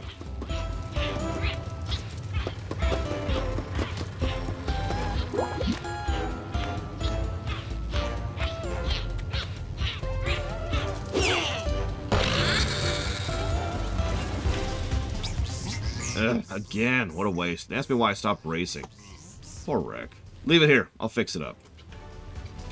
Oh yeah, there's also, regardless of species, there's a divide between the flyers and the non-flyers. That's a thing, too.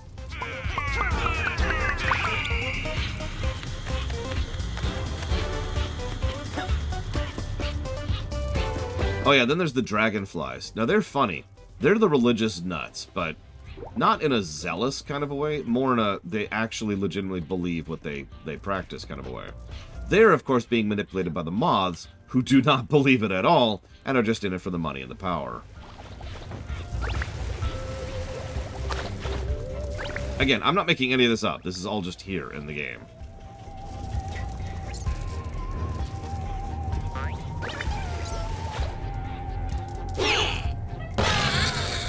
Woot! Now we just have to fix the track.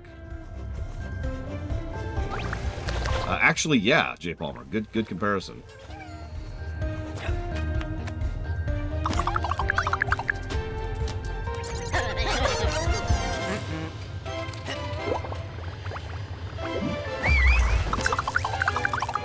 I haven't seen any humans yet, unless we count as a human, Triaxia.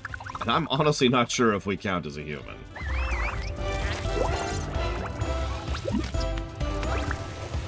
They say we're human. You know that works. Just realized something.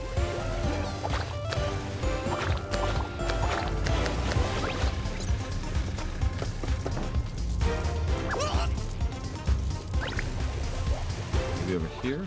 Nope.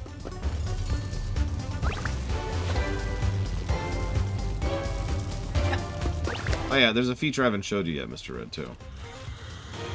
You can see where collectibles are and quests are by using this feature. And you can see some of the stuff through walls, and not all of it, though. Yeah, alright, so let's go this way. Yep, this way, actually. And because of the design, the level design is bonkers good. Something I talk about a lot is landmark design. These levels have landmark design top to bottom. It's pretty much always easy to not only see where you are, see where you can go, but also be able to help someone else. Like if you said right now, oh, hey, go back to the Ferris wheel, I know exactly where it is. It's right over there. There's so many landmarks, and you can see pretty much any landmark from pretty much any other part of the stage because of the nature of how they're designed. And so you can just see, oh, I need to get over there. No problem. Done.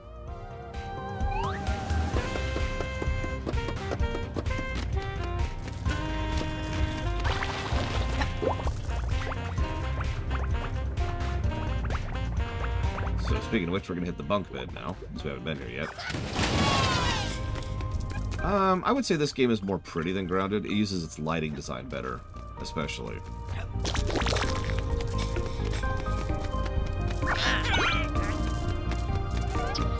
I mean, it's really sad, isn't it, Ect? This is the kind of game that we would love as children, but could only have come out now because only now would they have the ability to actually accomplish this on a hardware level. I mean, think about how much fog they'd have to do to make a game like this render on the N64 or the PS1.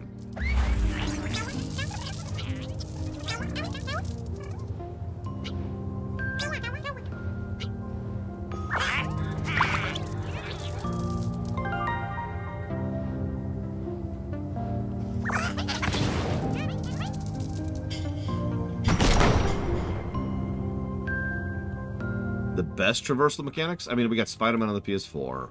We've got Shadow over Mordor. We've got Metroid Dread. And A Hat in Time. I think are like the top 3 or 4, or whatever I just said, games when it comes to traversal design. Now, that's off the top of my head.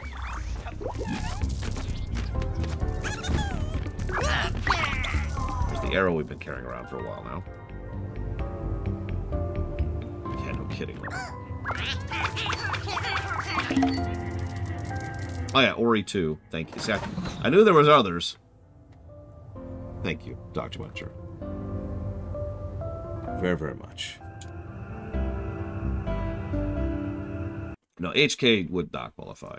But Ori 2, absolutely. Probably helps that it's so much more platforming focused than HK. The BRPG block. Darkest Dungeon. And Evil Genius 2. You got it. Oh, HK had some solid level design. It's just... traversal was not one of those things. Let's go down first. Oh, we actually already have this. No. There you go.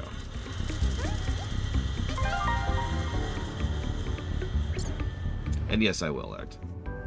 I will absolutely play this game with my knees.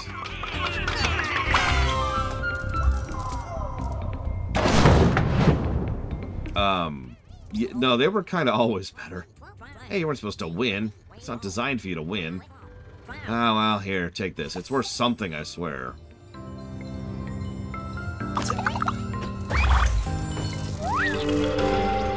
Miniature home. I have played Spyro with my niece. She wasn't super into it, but she liked it for what it was. Mostly Spyro 1. I mean, don't we have, one of the game comms is coming up soon, isn't it? I could be misremembering, because I tend to lose track of that stuff. We just had the Indie Game Fest, where we had no news at all.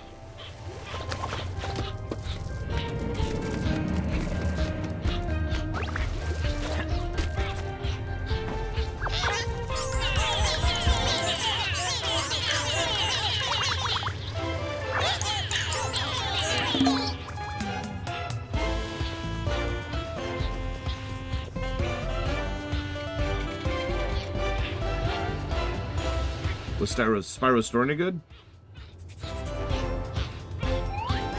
Could someone go check the website, please? And check what the Spyro 1, 2, and 3's story score was? Oh yeah, speaking of which, I need to go jot something down. Let's see, it says, Ross is awesome, and one of these days I swear I'll give you my Star Trek 4 thoughts.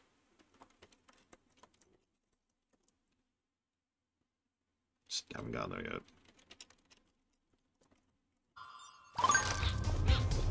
Yeah, here I have so website. So +9 to story for Spyro 1, +3 to story. This is net. +3 to story for Spyro 2, and +8 to story for Spyro 3. There you go. And that's net. I don't know what the ratio it is. I don't know what that is. You'd have to get to the genre sheet to find that out. Thank you, Ross, very, very much. Always. I want a sandwich for lunch today. Like a really solid sandwich, you know, with all kinds of like lettuce and... So there's this... I don't know what it's called. It's spiced jalapenos chopped up and dashed together so that they almost form like a dressing. It's basically relish.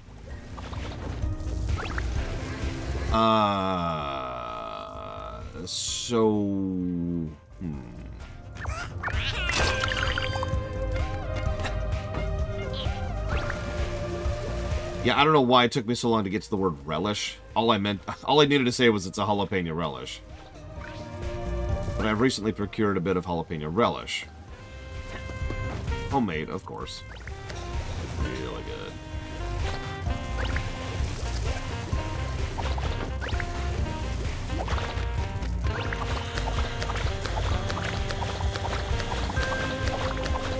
Aw, that's actually kind of cool, Jags. Okay.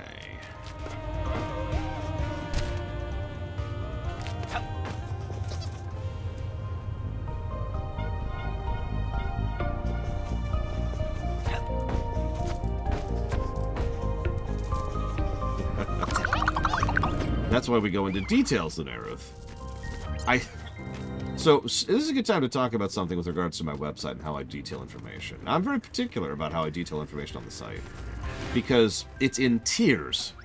If you're just interested in the raw scores and no details or information, that's what the table is for. If you hit the reviews page, right? It tells you golden number, plus to gameplay, plus to story, total score, date, cheats, flags, all the basic info, right? That's the at a glance. That's there for most people.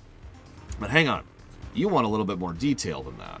Well, if you click the actual review document, I type up each point individually there, and I've been trying, I know I don't always succeed, but I try to actually type up something substantial, assuming that someday someone will actually read one of those documents and be able to see what the specific points were and how and where. You know, the reasoning that goes into the positives and the negatives. And then there's actually another layer past that. That's the easy layer. That is, of course, the stream themselves. But there's a layer up from that, too. That's the rumination, if you can call it that. There's also the highlight reels, but those are obviously intermittent. My point, Linerith, though, to answer you more directly, is that the amount of depth you want out of the review, The points depends entirely on how much you want to get into the nitty-gritty. And I make sure to make all of that available because not everyone wants every layer of depth.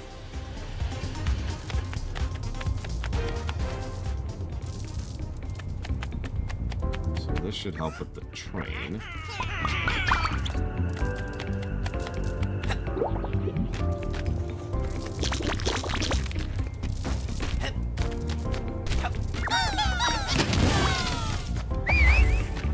Carolina Reaper. No, I'm not stupid. I know my spice limits, and I have no ego to bruise there. So hang on, I've just got hit with 3 questions in a row. Let's hit the stream breaks. Everyone just wants me to not finish the game today. That's what it is. Admit it, you just want more of this music. So hang on, so let's hit the review page. Let's pull up Spyro. There we go. And then let's see what we got. So Spyro 1 got a positive to the intro, the humor, the voice acting, the brickwork, the sprite work, the animation, and the characterization. They got a negative for the outro sucking. So what that tells me, at a glance there, is that it's a funny game which is well acted, which has brilliant visuals that help add to the flavor and tone of the work, which has interesting front designs, that's the sprite work, is very well animated, and there's some fun, interesting characters. Yeah, that's exactly where I am at, Ludenruth. Boom, right there. For example, positive 1 is intro, positive 2 is humor, positive 3 is voice acting, positive 4 is brickwork. You get it. Now, if we scroll down to Spyro 2, Spyro 2 had a bit of more of a mixed bag. So it had good internal continuity, because it was keeping track of itself and its own storytelling well. Animation, brickwork, only 1 brickwork positive. Not as interesting visually as the rest of it was. Good voice acting again, good character again. We added a storytelling mechanic because they added those little intros and outros, and I mentioned that there.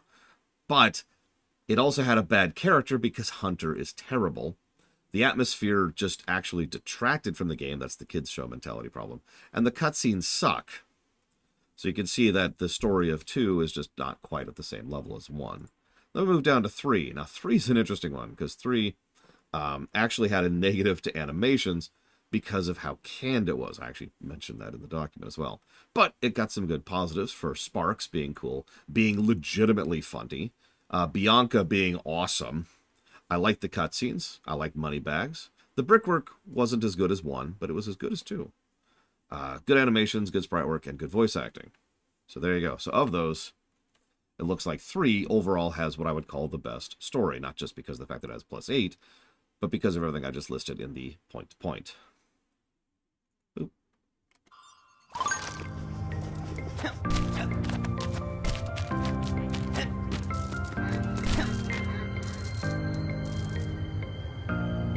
That's true, Linnea. I don't think I have an answer to you for that. I suppose that would be the audit sheet if you want to go that route, but that's probably too much information for a casual viewer. The audit sheet is actually publicly available. You can type !audit into chat and get access to it. The audit will tell you how many points a given game has gotten in what category, good and bad. It will not say what those points are.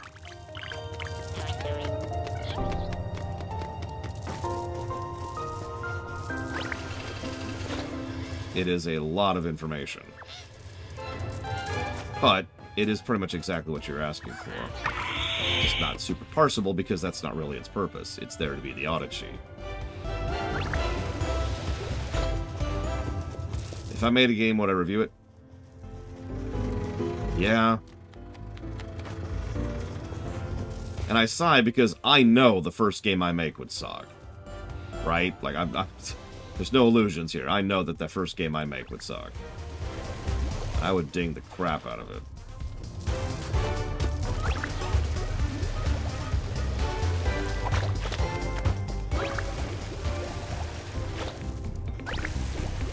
Yeah, garbage tag. Ugh. Whoever made this was a moron. Yeah, okay, legitimately, my goal for like the first game I actually sit down and make would be to reach 0. If I could reach 0 on a first game, I legitimately consider that a win.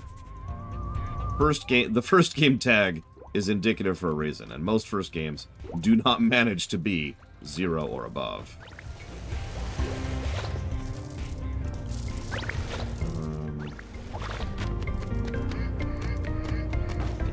don't know where the power source is for this. Even the way it's slanted, you'd think it would be in this direction. I don't know where it is. We'll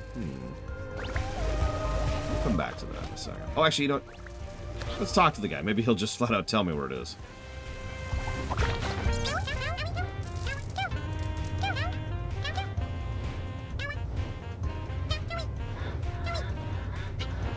Yeah, there's the power line.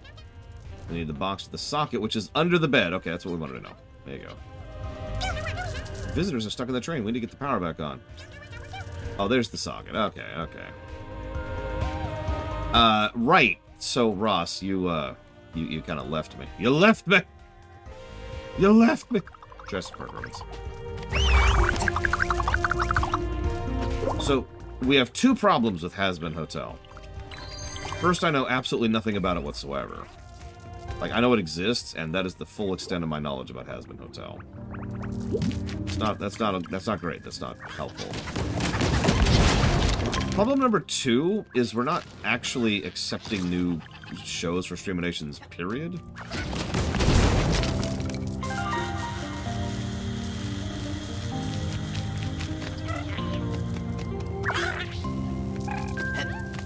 There's more that goes into that, but I've actually... Literally yesterday, I actually sat down and did some scheduling work to try and figure out where we're at with that. And at the moment, we're most likely to go ahead and actually start the Streamations back up sometime in April, assuming I haven't moved by then, which is a legitimate possibility.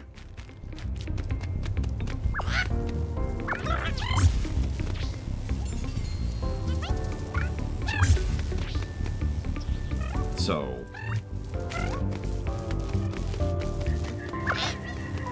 yeah, no, there's a reason I don't actually have a set behind me. This is always a temporary setup.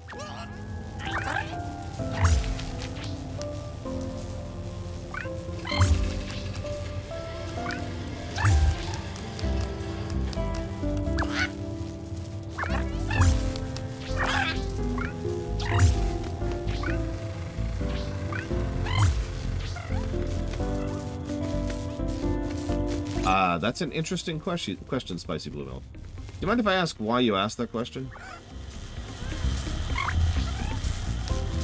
These are good questions, Blade Chaval. When I have an answer for you, I'll let you know.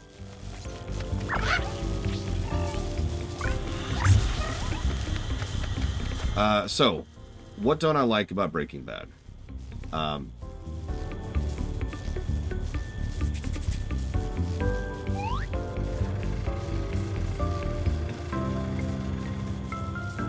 I don't know, it's one of those shows that I wouldn't say it does anything particularly wrong. It's not like, say, Game of Thrones, where I actually find the show to be objectionable. It's more like there's nothing that it does that actually interests me. It's like if you had a really good show about a multiverse. I don't really care how good the show is, because at the end of the day, your show's about a multiverse, and I just don't care. You know?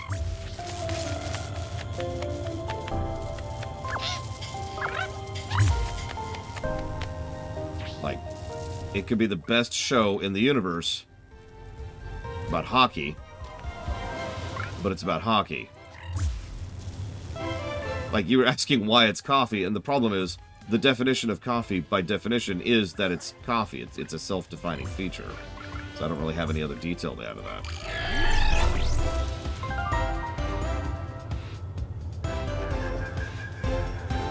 No, I'm just not into hockey.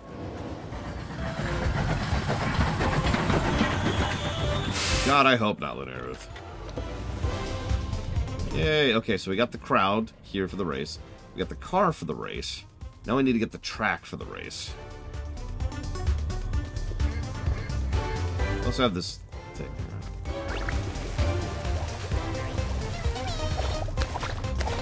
I have no idea, Blade Chaval. I don't have a good answer for that. Although I would say GTA 5 is better written than Breaking Bad, and I'd probably be flayed alive for that opinion. Might as well get my bubble on here.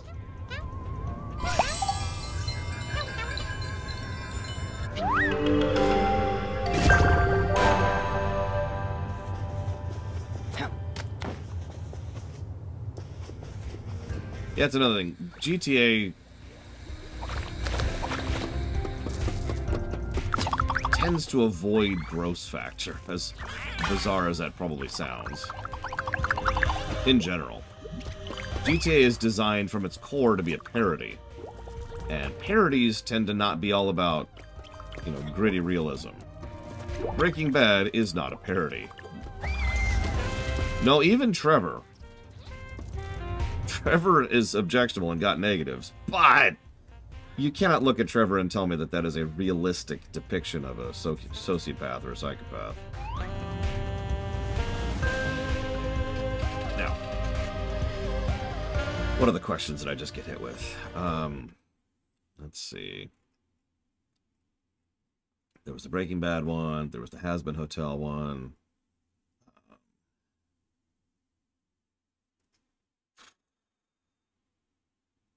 I swear there's like a third one. I just got hit with like 3 questions. If I haven't answered a question of yours, just say something. I'd be like, hey, you're dumb. Oh yeah, Melkor Blade asks, is the notion of a quadruple A game a joke? Yes, but not on the behalf of the person who actually said it.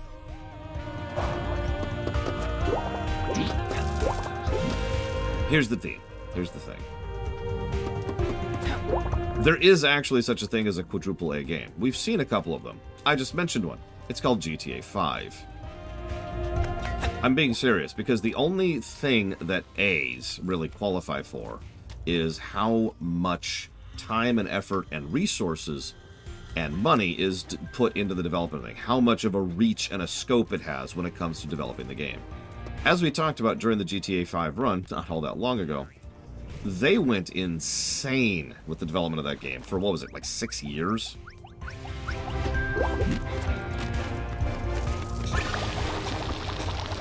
Like, the level of time and effort they put into that game is way, way above and beyond what a AAA title usually goes for. And I'm not even talking about modern AAA titles, which, you know, are kind of generic. Now, that's interesting, because, by contrast, Baldur's Gate 3 would not qualify. Mostly because Baldur's Gate 3 was dealing with, access and monetary issues, is how I want to phrase that. They certainly put a whole lot of time on it. But yeah, no, Baldur's Gate 3 is a AA title.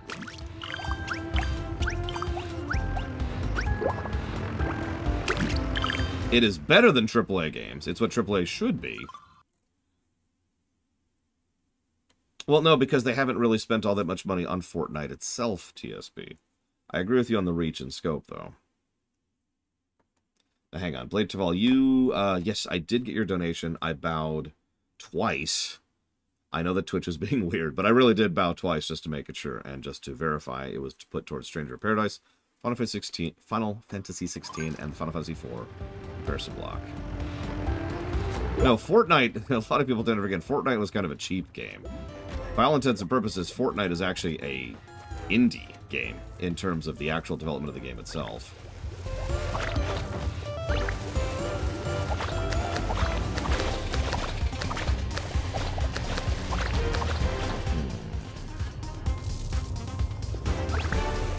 Of course they will, Crazy Norris. No, I appreciate you, Blade Jamal. Thank you. I really do appreciate it.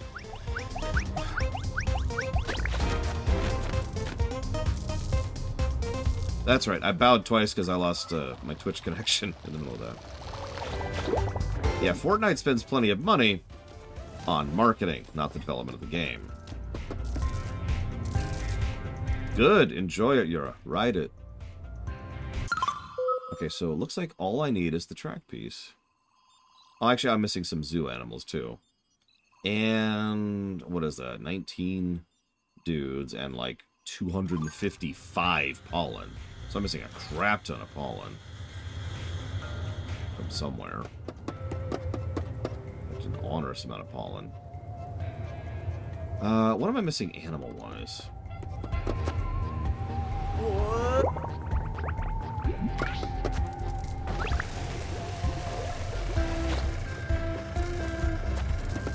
1/5 of a second. That I should have all the animals.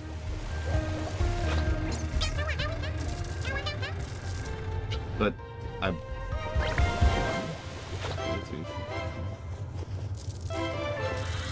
What's the fifth animal? Oh, here it is, over here. What are you? I don't know. Okay, cool. Well, I'm missing a fifth animal. Okay.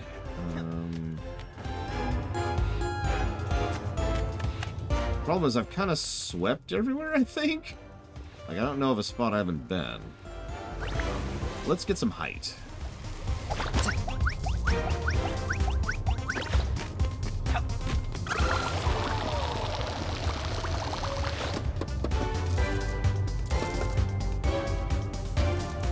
Nope, did that.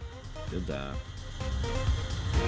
Is there more up? I mean, there is that one area I haven't even been into, and I still don't know how to even reach there. Which is that vent up there.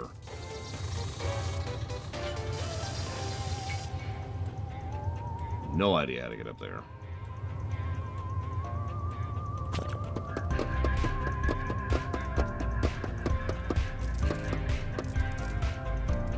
I also believe there's a letter I haven't gotten yet from the post office. It depends, on how much time I have. Being realistic, the first game I ever make will probably be a completely unfinished, buggy mess designed to learn a engine. As in, a game I won't even release, because that's not its point. But I understand your actual question. You're asking the first game I would actually release. That's a good question.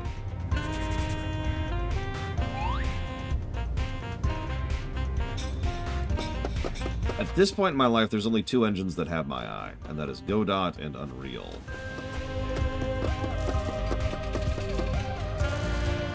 So, probably one of those two.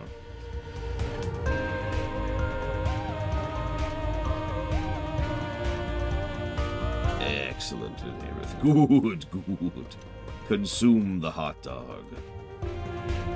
The vegan hot dog.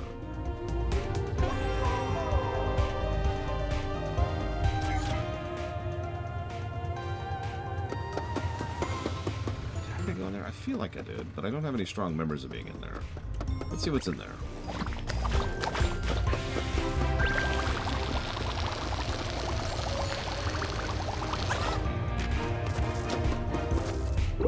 Okay, yeah, I have not been in here yet.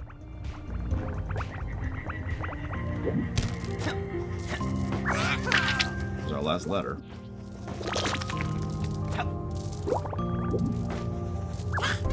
There's the track piece.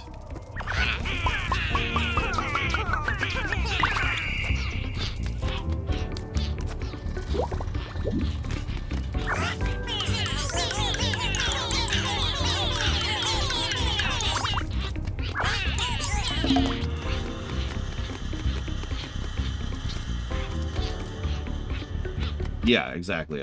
I watched it with some friends. Pretty usual for me, honestly.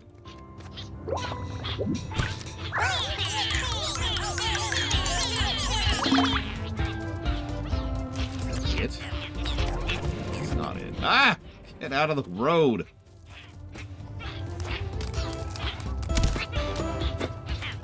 Yeah, no, the Unreal Engine actually is something I would consider legitimately impressive. Which is almost a bad thing, because Epic can suck a, lemon.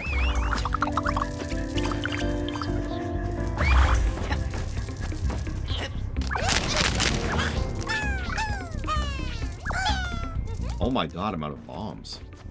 I haven't had that happen in a long time. Okay. Damn right, all I do every day is just rewatch Battlestar Galactica. I'm not actually sleeping. Or working. I'm just, watching Battlestar Galactica.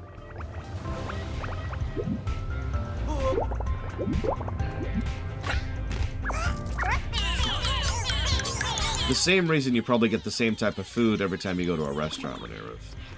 You'd rather have something you know you like rather than risk wasting resources on something you're not sure if you're going to like. Also requires a bomb, which I also don't have.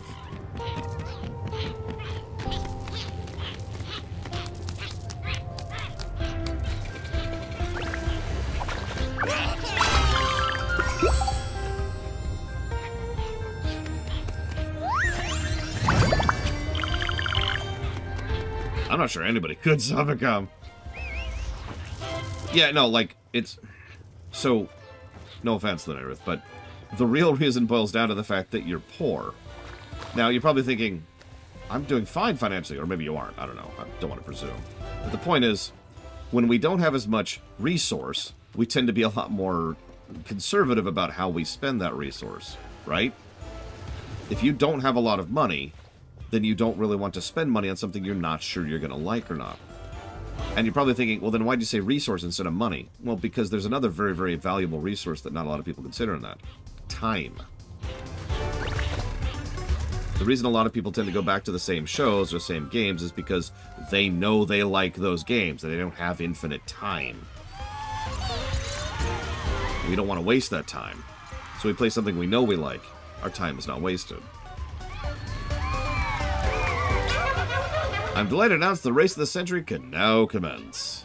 Two legends head-to-head on the Solarian track for your pleasure. Thunderous applause for Alonza, the Blue Bolt. And an ovation for her opponent, the undefeated Shumi, the Red Fury. Make your way to the starting line. On your marks. Get set. Go.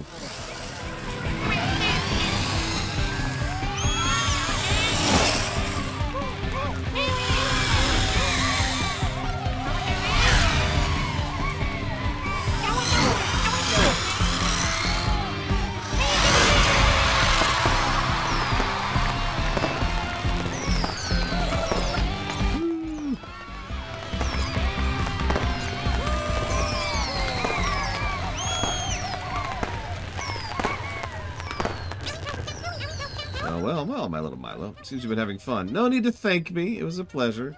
Oh, you're about to forget your thingy. How silly that would have been. Park will always be open to you as long as you pay the entrance fee. Yeah, no, another thing that you start to get more and more aware of as you get older is how it's easy to fall into that trap of thinking, oh, well, if I expend extra time on something, I can save some money on it. But that's not always actually fiscally appropriate in terms of literal, but also in terms of time being more valuable than money.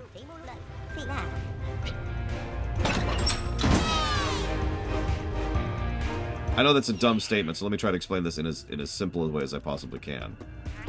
Let's say you, in your job, make $10 an hour. And let's say that you then decide to spend an hour spending $5 on something rather than spending, let's say, 2 minutes spending $10 on something.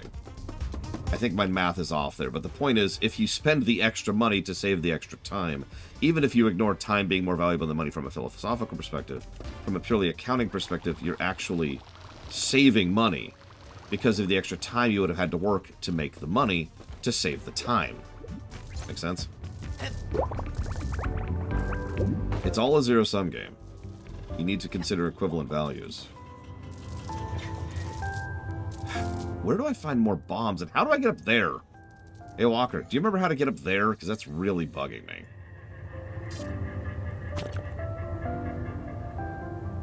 Alcove on the bunk bed?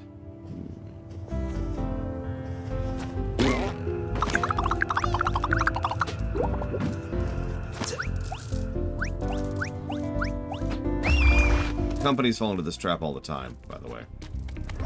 There's a lot of times where a company... Okay, it's not an alcove. Where a company will be like, oh, we're going to save money by burning resources of time and coworkers, or not coworkers, sorry, employees on a project, which is actually then more expensive than just having spent the money on the product to begin with. This is the bed, right? Yeah, no, this is the bed.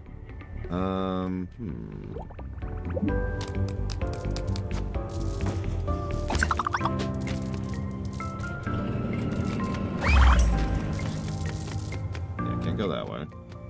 Can't go that way. Oh, hello.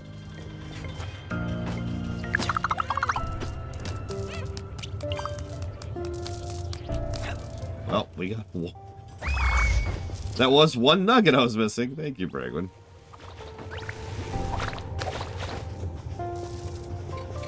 There was something back there.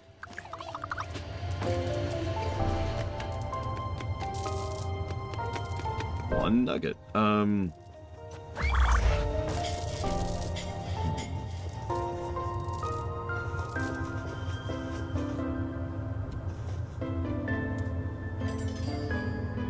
Yeah, that's another one.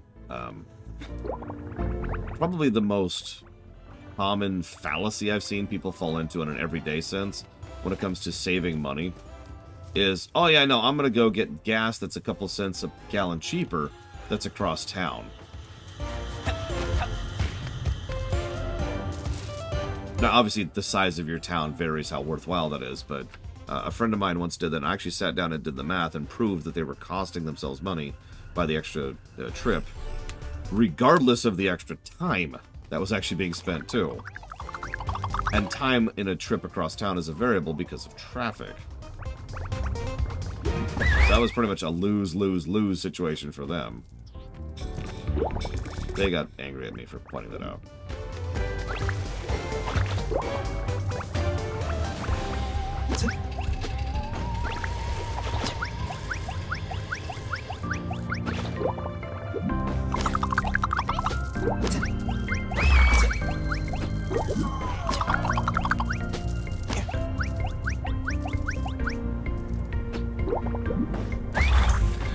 No, hit me, Kieran, earlier. Absolutely. Do it to it.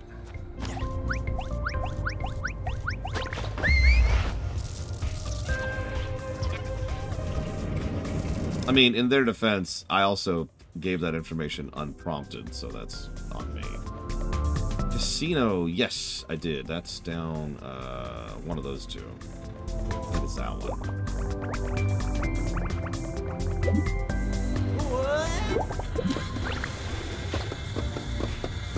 Yep, there it is. Let's hit the casino. Let's hit the slots.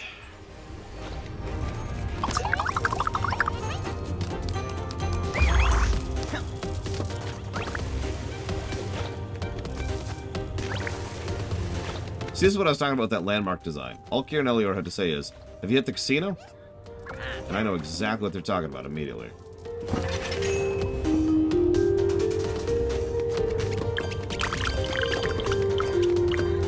I mean, I do hope you enjoy it for what it's worth. But yeah, I don't blame you.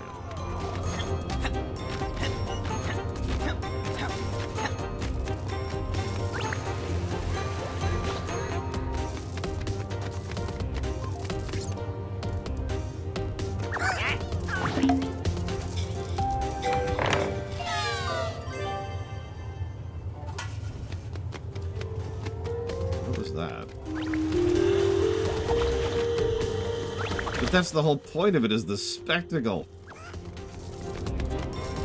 One of these days, I want to make a video game and or movie about a fantasy WWE. And really challenge my players to come up with whatever bonkers, crazy, silly, ridiculous things they can. Like, even just the entrance thing. I actually did this in a D&D session. Bragwin remembers this. In the...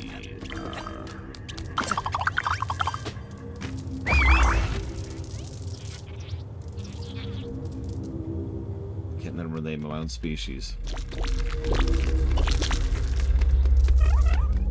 No, the fights wouldn't be real, just like in the WWE. But that's still real performance. That's still actors doing stunts while trying to stay in character, while trying to remember a script. No, my species, J. Palmer. Like the species I am. Which is definitely human, obviously.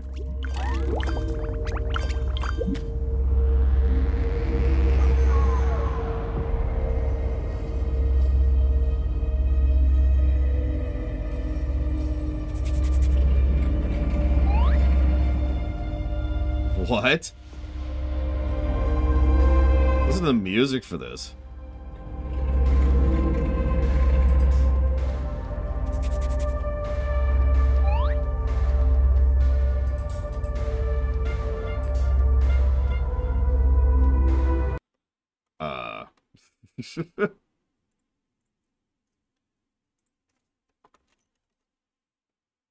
No, yeah, that's just the in-game music for that. That's, huh.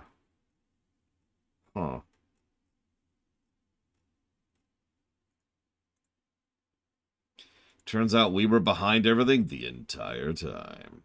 No, if you've been paying attention throughout the whole story, and I don't blame you if you haven't, there's been a lot of hints that there's some kind of evil force watching us this whole time. I sort of assumed it was just conspiracy crap, but then it kept cropping up, and it kept cropping up, and it kept cropping up. So I'm guessing it sounds like they were right. Sorry, one moment. I'm looking for something. This is going to bug the crap out of me.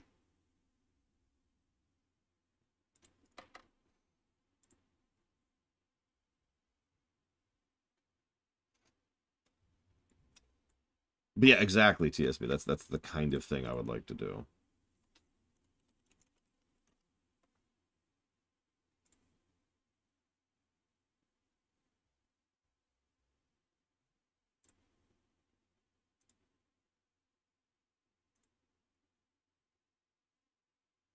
There it is. I'm going to just slap my face. The Trenth.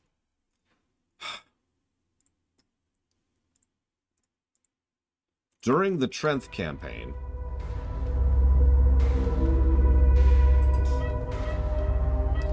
there was a festival that my players were participating in, and I let them just kind of run around and do whatever. But one of the things they could do was essentially a WWE sequence, and I challenged my players to come up with whatever intro they wanted to, based on their own kit, spells, abilities, etc. There's some cool stuff there. I honestly wanted to do more with that, but...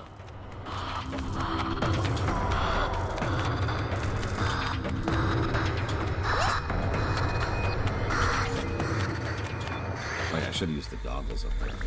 I can figure out what these aliens want. What the hell is that? Don't answer that question.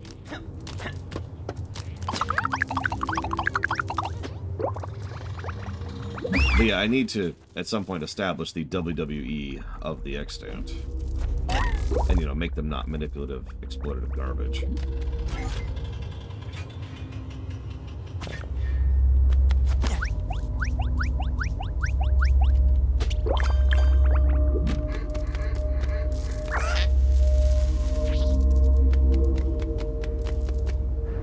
Damn.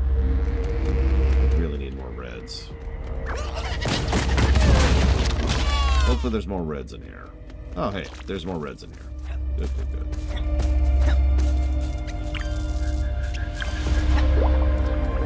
Oh, they can zoom in. They show stuff you can interact with, and they show quests through walls, like that guy down there. That's actually it. They're not super useful.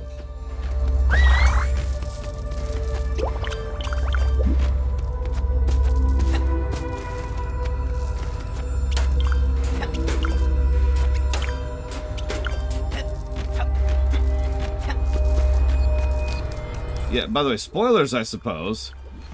Makes sense this is happening in the last stage.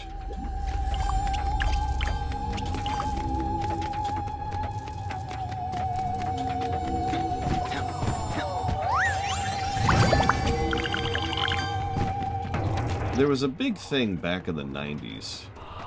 Some of you probably remember this.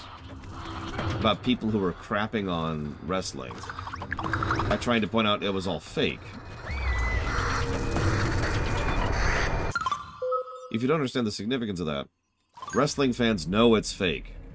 We're watching TV, you know? Like, it's... nobody cares. It was just, nobody cares. And every time they do that, they'll be like, yeah, and... Star Trek is fake, too, so what? It's really dumb. But I bring this up in relation to what Savicom just said. Because, yeah, it's just there for the spectacle and the over-the-topness. The ridiculous awesomeness of it. Hell, there's whole story arcs and character arcs and just... yeah, duh, you know?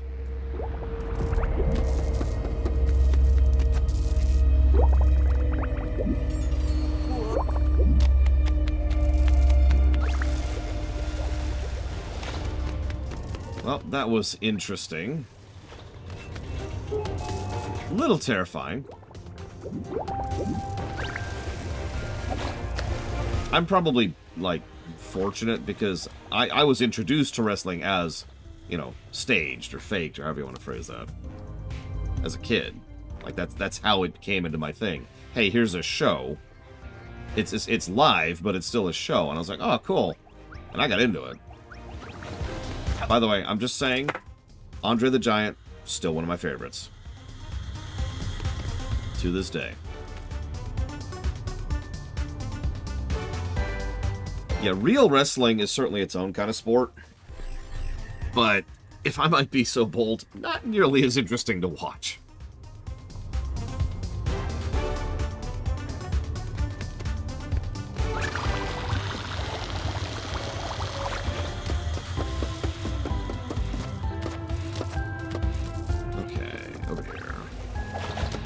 How many? 4. We have 4 red, so we got to be a little bit cautious with these.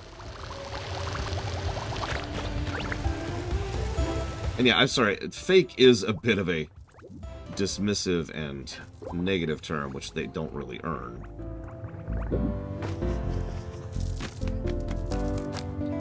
Because, yeah, those are real stunts that real people are doing live. You ever want to feel really bad about enjoying wrestling?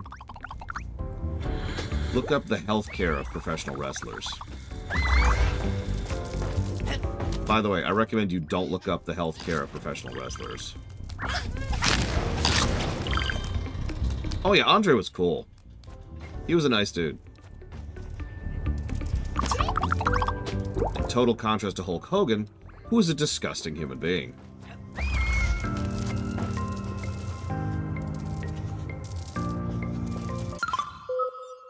Actually only missing 53. By the way, thank you again, Killing Order. And I still am missing an animal. There was one other one. Where was it? It was just there.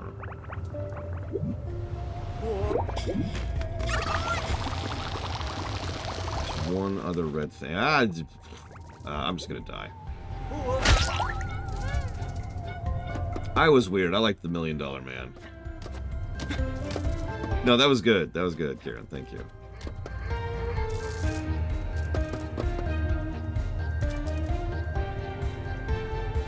Was that here, maybe? I'm trying to remember. I saw another bomb thing, and I didn't have a bomb there when I did it. I have 1 bomb now, and it's probably for that one thing. I don't remember where the hell it was. It was one of the candle bombs. One of the things where there's a little bit of fluff on top of a candle, and it was over here somewhere.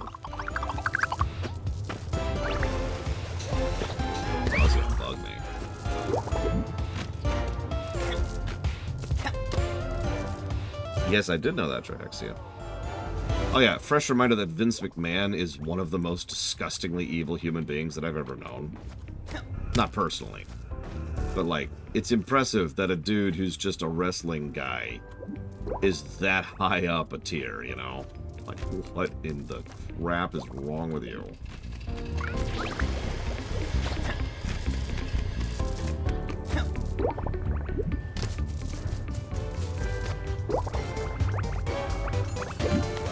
Yeah, it's funny. The longer history goes on, the more dirt comes out about the things he's been doing for a long time. Just a terrible scumlord. And if I could add one little tidbit on top there. Yes, Ect, that is correct. He himself bought into the memes. It's the Boris defense, for those of you from Britain. He bought into the memes and portrayed himself as a clown as a defense. Because then people think of him as, oh, it's that one dude, ha ha ha. And not the horrifically terrible person that he actually is.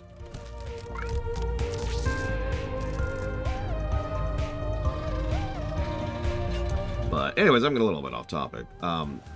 You know me, I tend to be rather pro-worker in general, and it irritates the crap out of me that a job that is really, really challenging and difficult to do, you know, WWE wrestling stuff, has had to sit under the auspices of that asshole for so long. Where the hell was it? It doesn't matter. I need to find the elephant. So I'm going to go ahead and pull out the Googles. Yeah, let's find this last animal. What's the name of the stage? Solarian Park.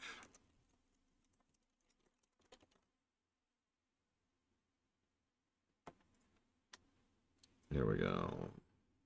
We got the balloons. We got the jam. Here we go. Zoo. We got the cat.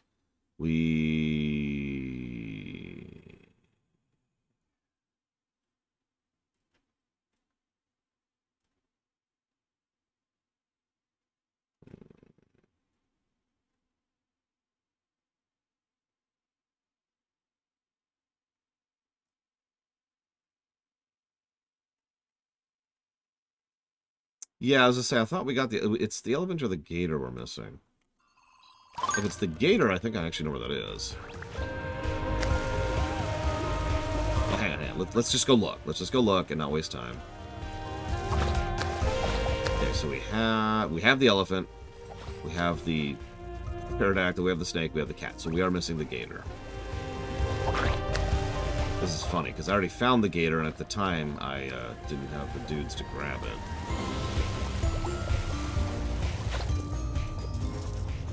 I'm trying to remember exactly where it was. Ooh. You know I can see you, right? Yeah, okay, whatever. I've stopped being scared by you, Gasper.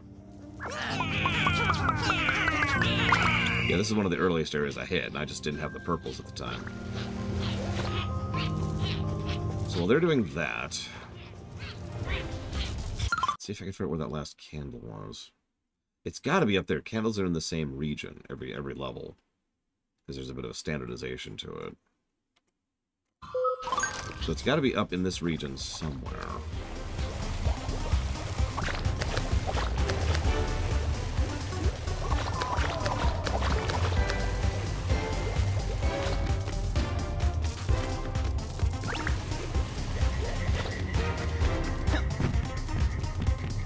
Aha! There we go. It was over here somewhere. For once, I was actually right about something.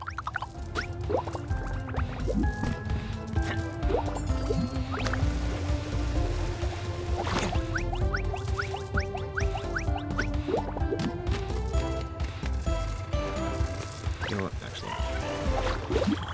Blech. Look, 1 out of 875,000 isn't bad, prisoners. Offrocker, calm down a bit. I pity her a bit now, to be honest. In any case, here's your trouble. Thanks. I'll be back in a minute for that. Word flip me. Where am I?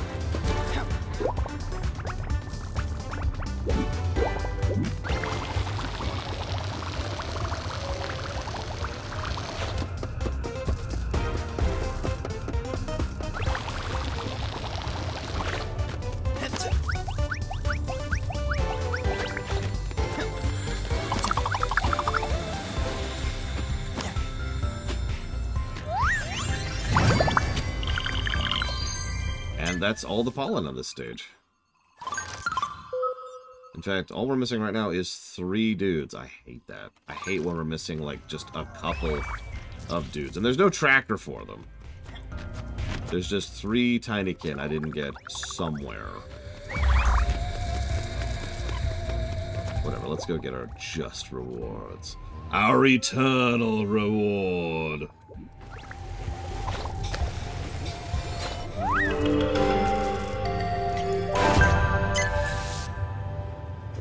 That's all the artifacts in the game. So for 100%ing, we're missing 3 tinykin here. We're missing a bunch of tinykin and a bunch of pollen in the kitchen. We're missing a bunch of tinykin and a bunch of pollen in the... I feel like there's an area I never found in the bathroom, because that's a lot of stuff I'm missing. We 100%ed the heights. We 100%ed the city. We're missing 51 pollen in the staircase area.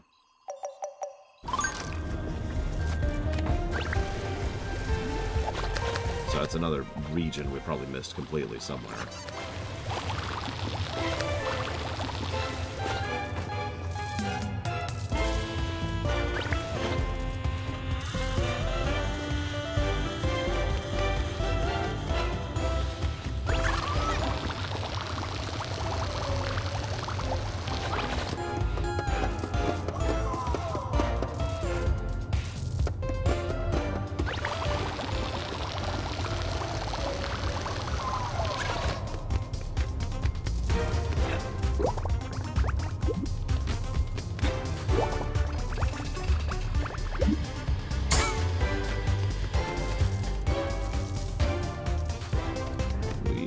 went up, right?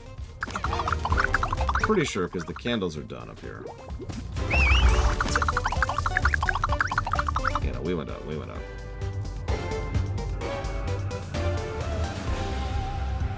Oh, whatever. I will accept a 96% or whatever we're up to. Probably not, J. Palmer. Although, if anybody knows, feel free to answer J. Palmer's question. Do we get anything for 100%ing?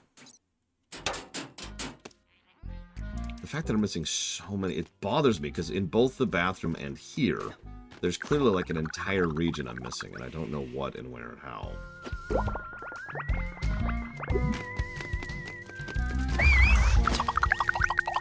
What entire section of the map did I completely miss out on?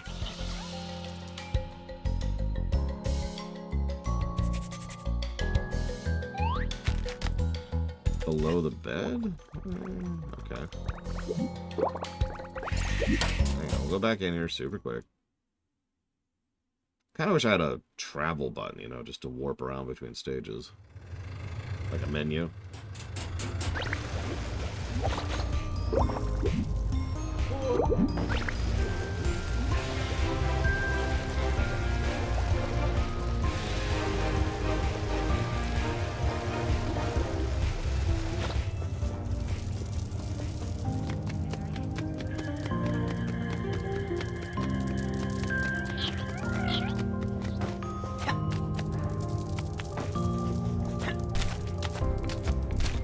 As usual, if you see something I miss, feel free to be like, hey, you're dumb and stupid. Like this. Boom. Okay, so. 100% this room. Credit to Von Falkenstein.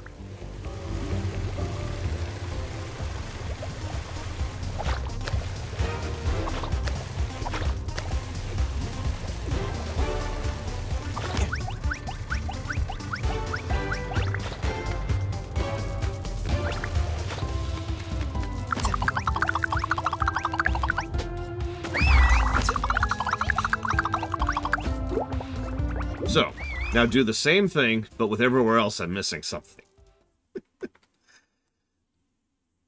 I think it's just, I have trouble seeing red, because that's the second time I've been missing red dudes in particular.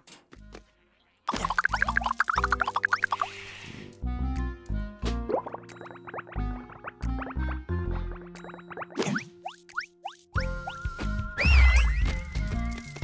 know we've been up there. I know we've been on top of the clock. I think we've been on top of the clock. Pretty sure we've been on top of the clock.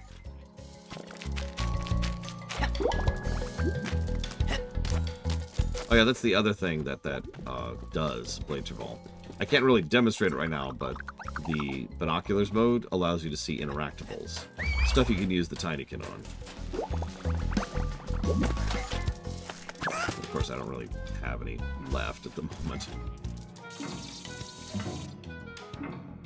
I mean, we can go back in the clock. I'm not sure there's any reason to, but we can. Hang on. Let's start from the top.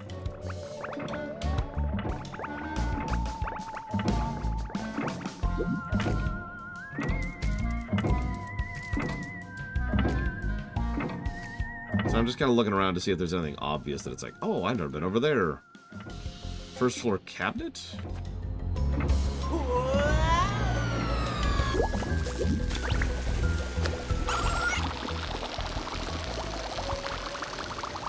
Cabinet. When you say cabinet,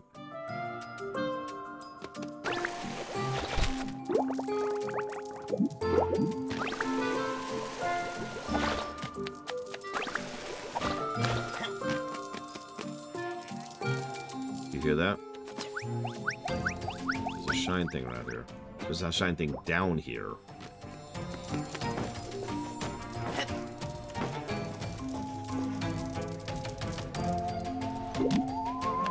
How the hell? Okay.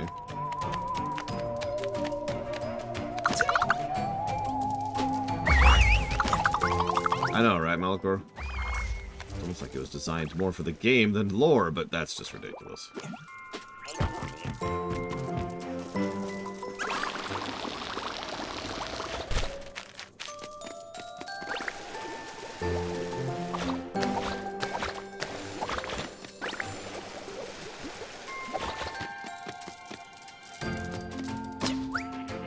Hello. This is new. Oh god, that's mean too. So to explain this a little bit, the way this works is those little glowing ones, you can grab them, but it doesn't count as procured until you then land on safe ground. So I'm gonna have to fly over there, grab the thing on the snapping platform, and then fly back without dying in order to actually grab this. I got that because it's me, but still. Still not done. I'm missing 11. It just feels like some rando at this point. Because I bet you this was the big thing I was missing. How am I missing 11? I really wish there was some kind of, like, anything. Like, not to talk about one of the best, you know, 3D platformers ever made, but in Mario Odyssey, there's a thing that would be like, oh yeah, the purple coins are in this direction. You know, give you a bit of guidance and at least where to look.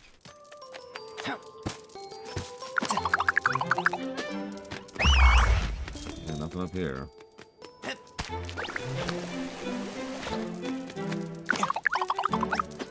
Or hell, even maybe like a where not to look. Oh god, AC2 and the feathers. I've done that, but I have never done that without a walkthrough. Thank you for being part of my show, Kier White Noise. I look forward to playing all 3 of those games. 2 of them aren't out yet, though. So, Satisfactory, Factorio, and Dyson Sphere Program. Yeah, Satisfactory, I saw they had a video. I haven't seen it yet, but I saw that they had a video. That was their 1.0 release. That would be nice, Bladefall. Maybe like after you've finished the MSQ for a stage, you can then scan for items you're missing on that stage. Again, it doesn't have to be exact, just like a imprecise, hey, they're in this direction kind of a thing would be really welcome.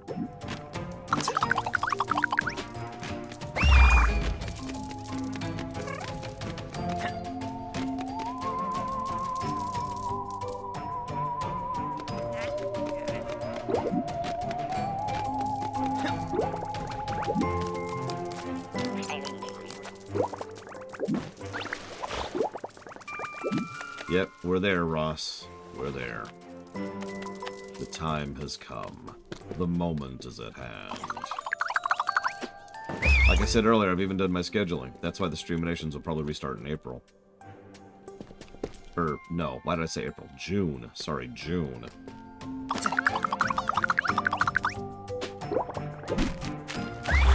I'll check, Walker. I was going to check the staircase so I can check on my way up.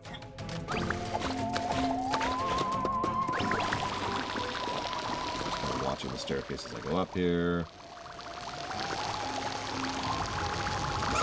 Okay. I believe Arcane is our first Streamination.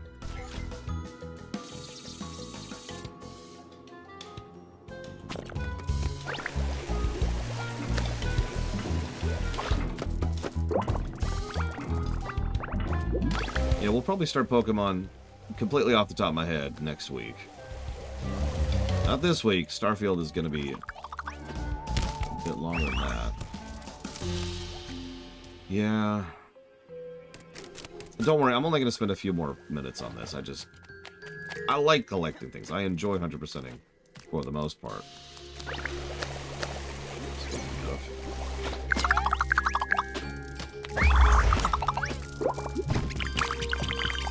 Done. Boom.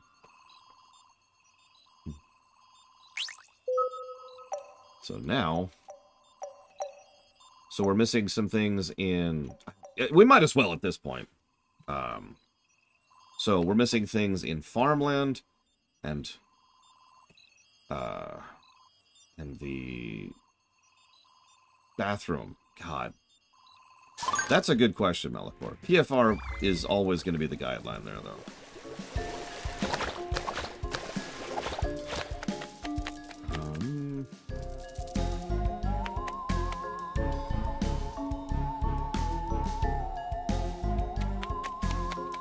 Yeah, yes, Ross. Sorry, I hesitated on that because vanilla is obviously not included in that nonsense. But other than vanilla, yes.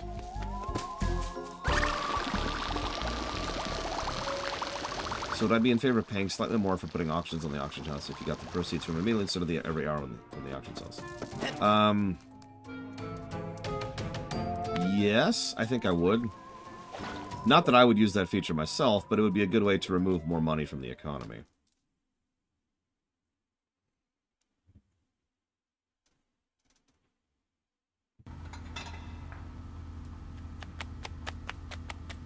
Thank you again, Kira White Noise. Now that Grim Dawn is on the list.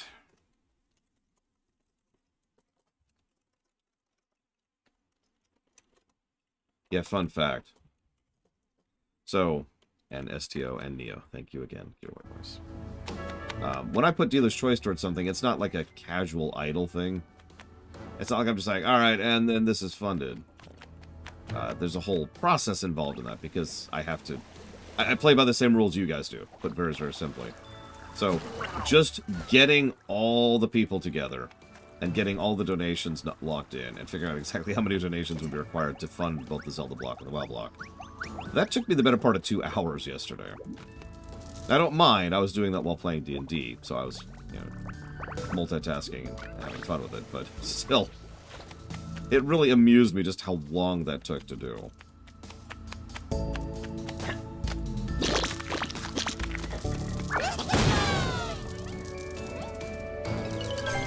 Warcraft is unironically my favorite fictional setting of all time, so I can kind of feel the vibe there, Melanchor. No, WoW is currently, as of this moment, funded. And no, Blades of Valor is not. Sorry.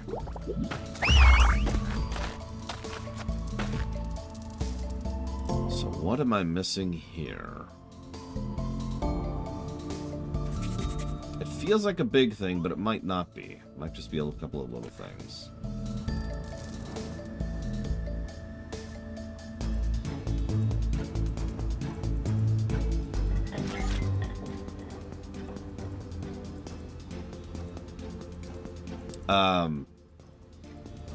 Well, we've got Starfield, which is probably going to be a couple of weeks. We've got Arceus, which is probably going to be a couple of weeks. Then the then Patchwalker, because I keep forgetting it exists. I'm not actually 100% sure how long that'll be. And then the Metroids, which actually won't be that long, really. Then the Zeldas. That's going to be about a month and a half.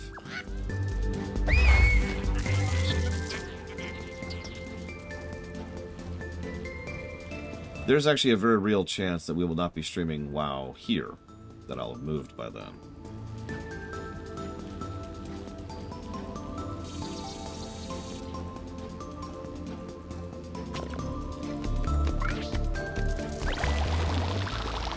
We'll see.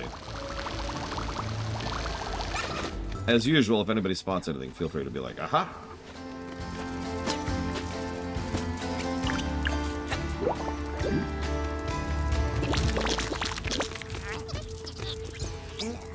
Hey, you're Charles' son. What have you been wearing? What do you think you're talking to, peasant? I have never heard of such a fellow as Charles. Go, Chut, cease your pursuit of me, you chur. Shoo, leave me alone. They really like the references in this one, don't they? You don't say, it's there, because, yeah. You know, in all honesty, I wouldn't be surprised if Zelda took longer. Really. A lot of people don't really understand that WoW is not... Like, there's a ton of content to WoW. But at the same time, it's very streamlined and very smooth. There's no padding there. There's no just dull wandering around time. It's going to be non-stop density. So we're going to be smashing through zones pretty quickly and pretty frequently. Don't mistake me, it's going to be a couple months, but like, some people are like, oh my god, WoW's going to be years. Nah. Even the WoW lore run was only about a month and a half.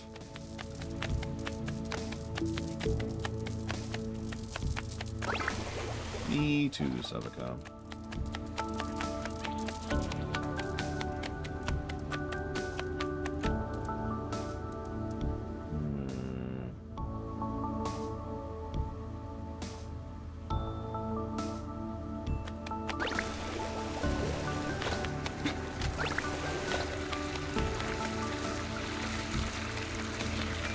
The WoW block will be BC, Wrath, Kata. Stop me if you sense the pattern here, Lunarith. I don't know if I'm going to manage it, Savacon, but I'm going to try.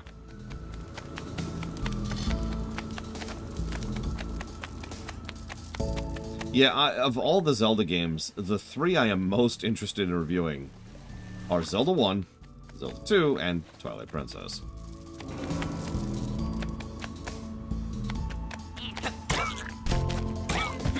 Speaking of which, I might as well say this out loud. So, something I haven't had time to do yet, but something I am going to do, is I'm going to organize my own personal wish list for streams, since later this year, hopefully I'll be able to start actually putting dealer's choice towards games I want to stream, you know, as has been intended this entire time. Really? And there's actually 3 types of games that I want to stream. One is stuff that is I don't know anything about, but I'm interested in. New stuff, in other words. A lot of indie stuff, a lot of builder games, but, you know, things that have caught my eye or attention for whatever reason. Probably a lot of indie games in that kind of bundle. So, stuff I'm interested in that I've never played. Stuff I think is historically significant and therefore worthy of getting a review in. And then stuff that I actually want to play. What I've been wondering is if there is a good method to actually visually showcase this on the website, because I haven't come up with one yet.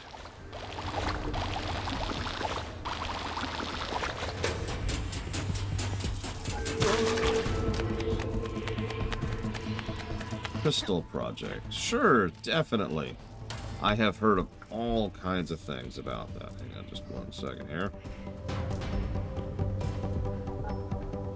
Crystal Project.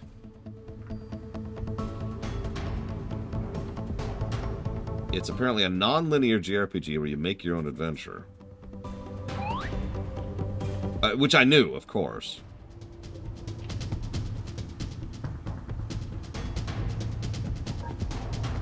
That sounds terrible, actually, to me. That sounds like a procedural RPG, which does not sound interesting.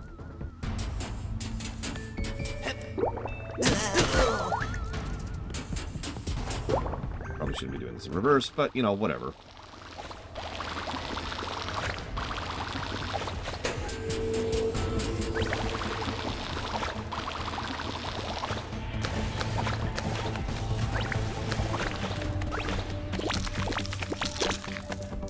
Well, that's all the Tinykin. We are just missing 66. Oh, that's not a small amount. Oh.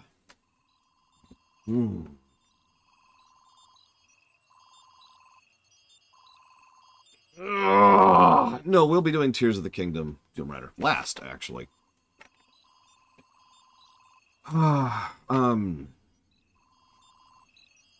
But no, Kieran, Elior, I have not heard of the Crystal Project. Please tell me more about it. I'm sorry for sounding dismissive. So someone said, isn't that the lore icon next to list items? Yes, all 3 things are the lore icon, which is the point. I'm trying to think of a way to visually indicate the 3 distinctions. And you're probably thinking, oh, just make 3 separate icons. That's a lot more work than it sounds like. That's something that I'm not going to do. Because not only would that be a lot of work to set up in the first place, it would be a lot of work to maintain. It would effectively be doubling the overall workload every single time I update the website. Because of how we do that. So, in the pipe above the sink. Oh, that's what I just came out of. Yes!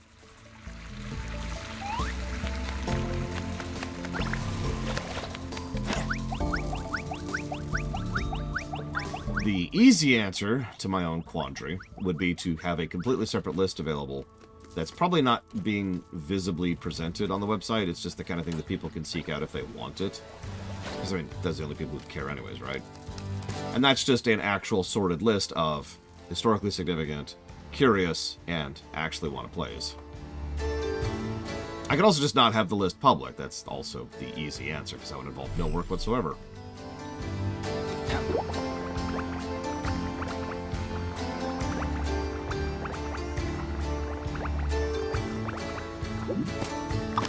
they're all Laura's choice. So, I'm lying about it. It's just Laura's choice for different reasons, that's all. Savicom actually got me thinking about this recently, because she was like, hey, you can pick one game to fund. What is it? And I said, well, from what metric? And her response was, stab! And then she killed me. I got better, obviously, but, you know, she was not happy with me about that.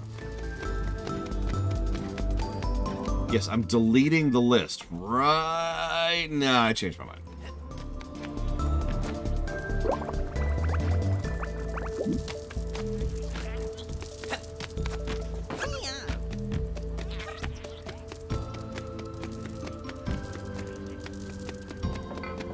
I'll give this a couple more minutes. Again, if anybody has any ideas or any spots, anything, feel free to say something. I'm missing quite a few, though. Like, I feel like I'm missing one of those glow ones, which is usually mini quests. So, job system perk trees. Character has active job and equipped with secondary jobs and quality life. It does sound cool. Metal piping near the ceiling. I'm going to assume you mean over there, which the answer would be yes, but that might also not be what you mean.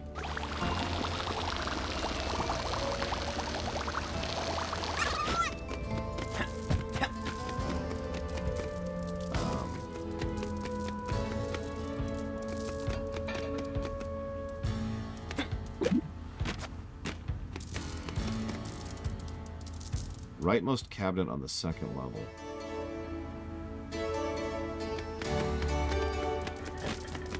I do see a cupboard over there.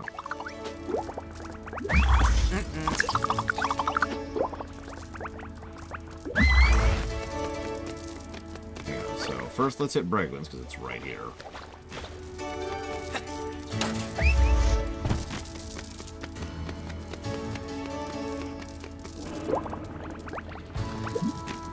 This is the rich people district.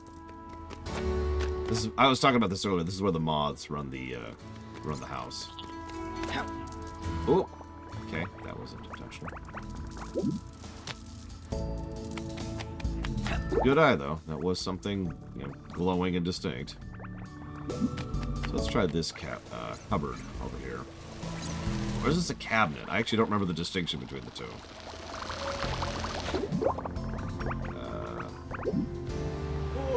I accept my death.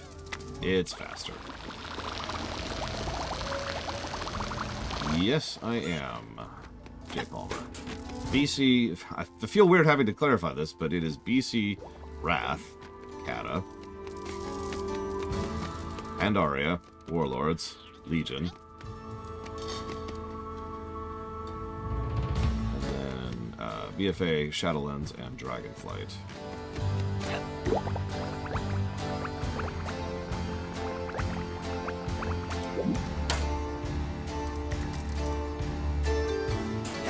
I never went in the oven.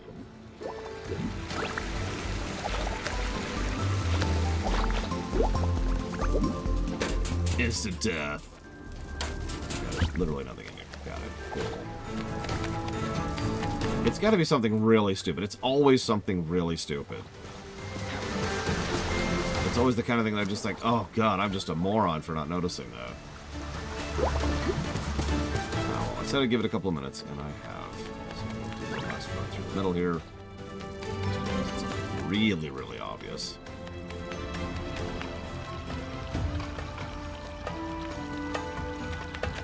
Pretty sure here, no, I can triple check.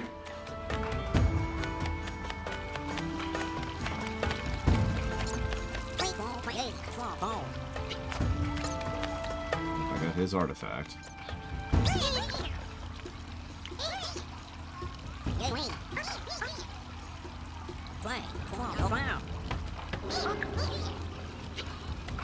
Yeah. Sorry. I shouldn't find that funny. The ant was just making small talk to be polite. The mantis started actually talking in return. I'm missing a letter.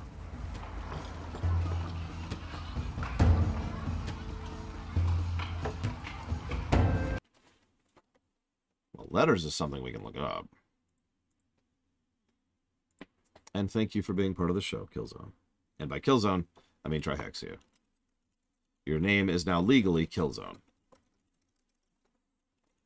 I will write that down for Trihexia, Winx Club,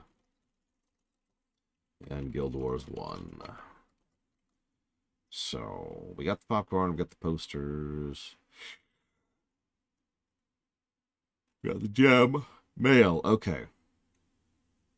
No, we got that one. I know we got that one. Where is that? I don't know where that is.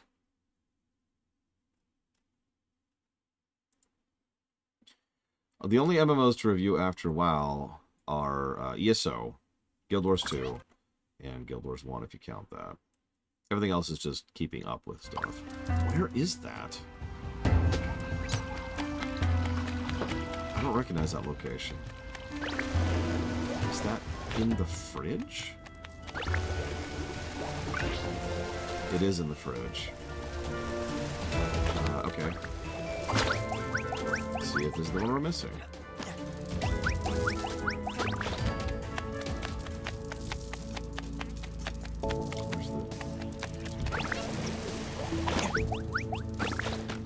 No, ESO is the opposite of the veto list. It's the hug list. Don't ask why I got that name.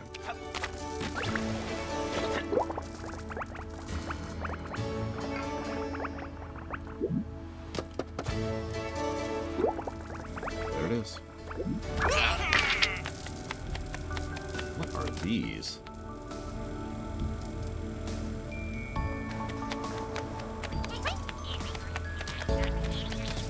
Whatever. Go turn this in. I doubt this is everything. We're probably missing something somewhere, but...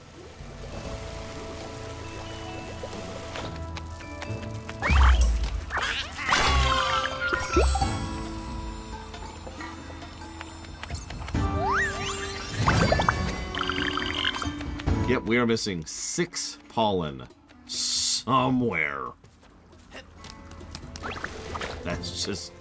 That's frustrating. We're missing 6 pollen.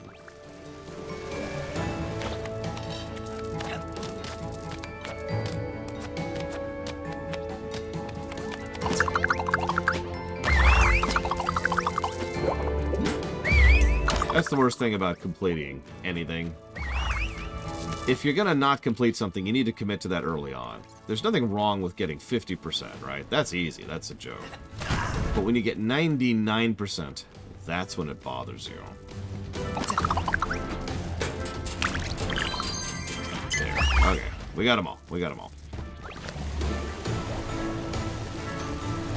So, let's go find the bathroom, because the bathroom is it at this point. So once again, there's something I just straight up missed in the bathroom, because I'm missing quite a bit there. So I don't know where the bathroom is, so we're going to have to figure that out.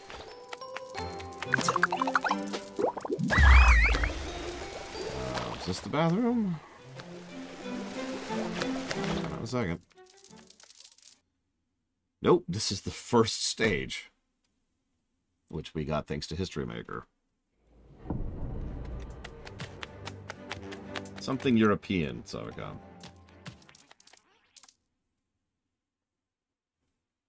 That's not even a joke.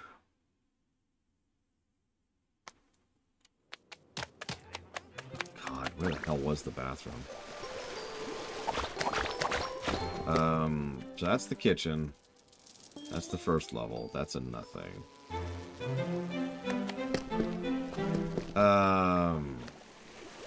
You know what? I think... That's the...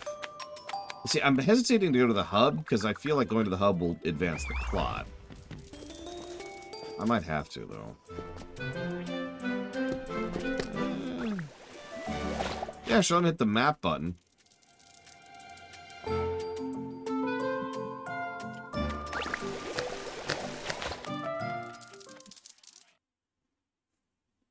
I think you're right. I think we can get there through the second stage, because I remember going through a pipe to get there. Yeah, no, I know where it is. I know where it is. So we'll go through over here, I want to say.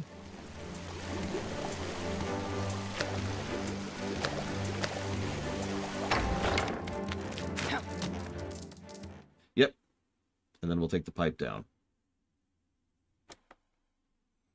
This is why I say a fast travel feature would be nice.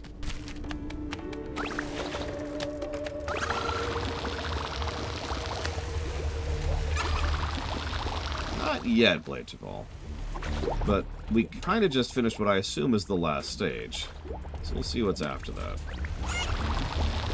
It's a pretty solid stage, though. Okay. Waters of Balnea is the answer to your question, Zavacom. So what are we missing here? Whoops.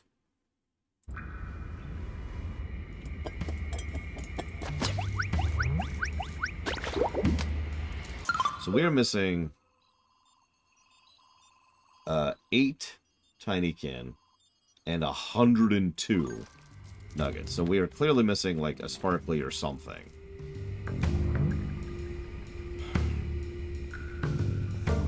I'll take any answers or any thoughts at this point. In fact, I'm just going to pull up the stage on the walkthrough over here. Just to see if there's anything that jumps out at me as a place I haven't been. I know we got the teddy bear. Yep, we did that to get the extra artifact. The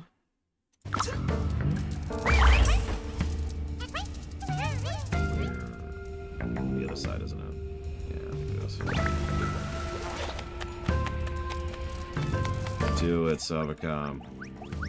Well, we just came out of the toilet. Like, going into the toilet, there's nothing here. And that's the zone line. And if you mean to the back end... not sure we can get in there. We can flush it.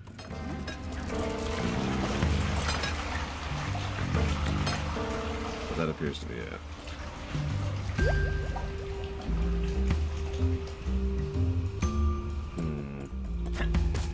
Ah.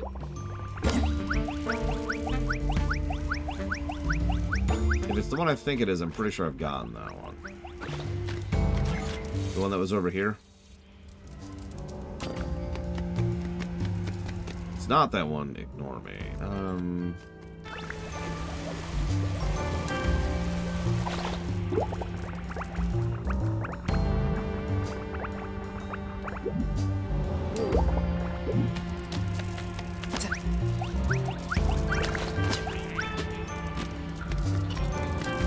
Got the mail that was in here. Did we actually finish the mail for this room? That doesn't even tell me.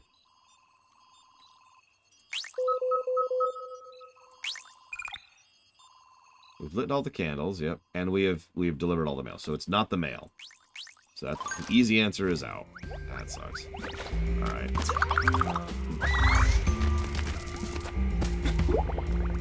Look amongst the toilet paper for a bit. Toilet paper mountain. Which is exactly the kind of thing I would make as a kid. I think I've told that kind of story before. I've been into management and strategy games since before I knew they existed. I just did it with, like, rocks and toys out in the playground. I didn't even really know what I was doing at the time, because I was too young to really know the concepts. I just found the whole idea fascinating.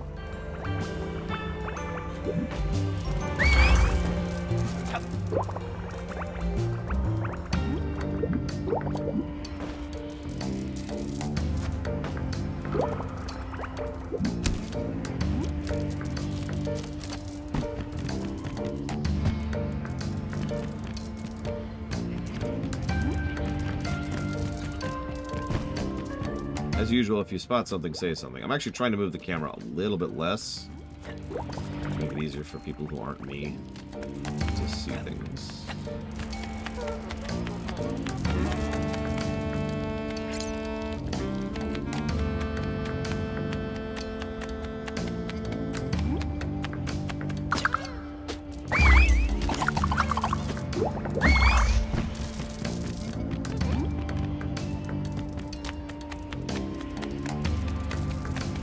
We've lighted all the candles, period, I think, at this point. But I'm not sure. Tubes behind the house?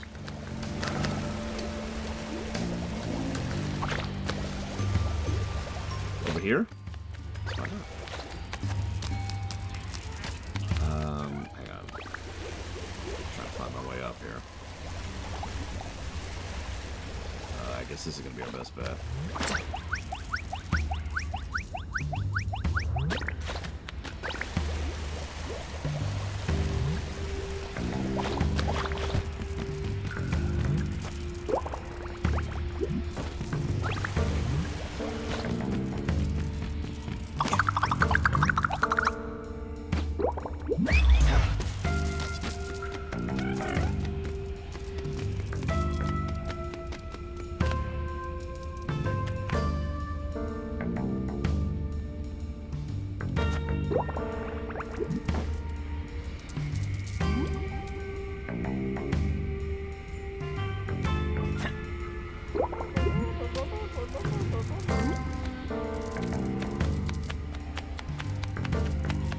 Looks like they're fake pass-through.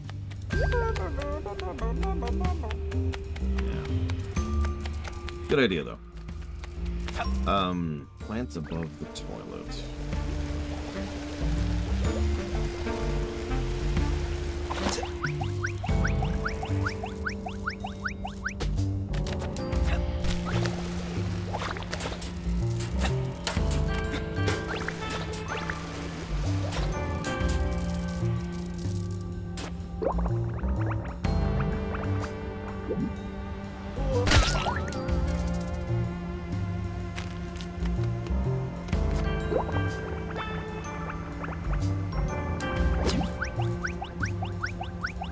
When you say inside the trash can...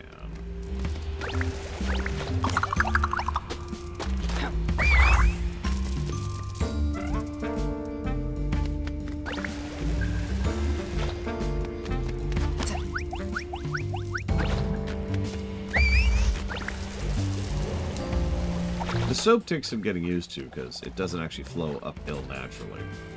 But I do like the mobility of this game.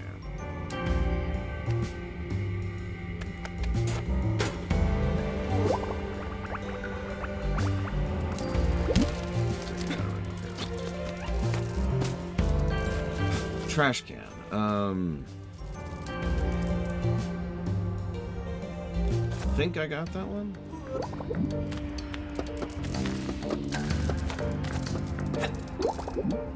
Alright, let's hit the other side. This is a pretty big level, because there's two halves to it.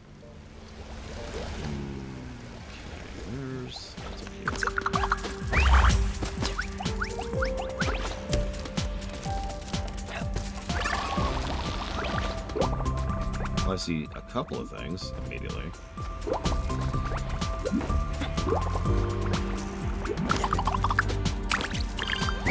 Nearly enough, but it is something.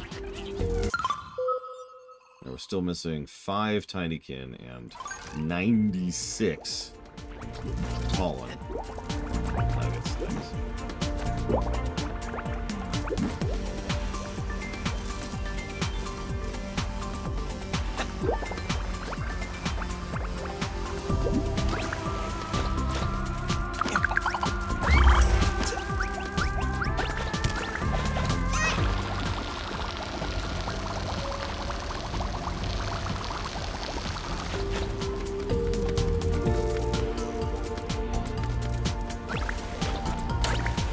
Really quick. Yeah, thought so.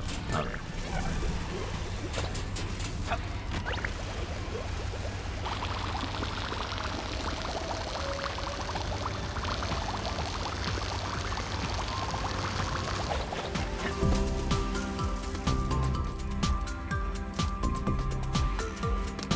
I feel like I've been up here already.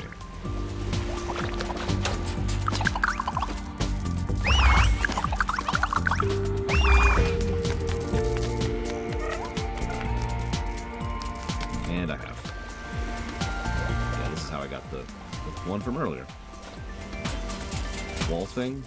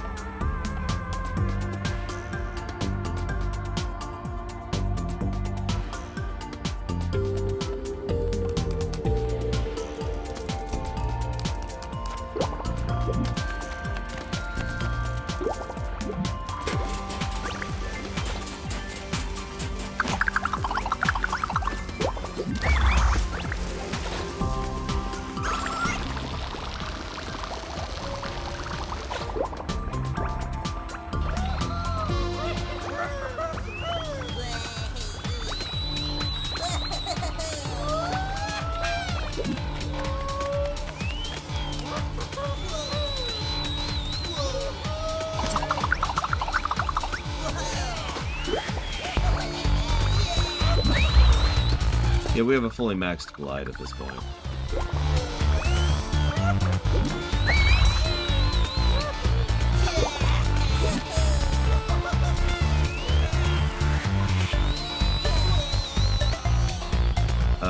Oh god, where was the ring? Remind me.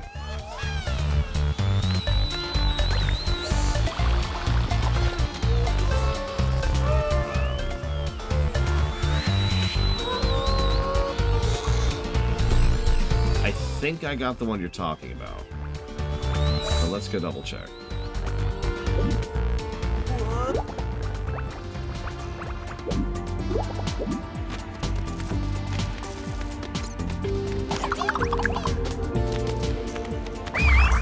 Because if we're talking about that area there, we've been there.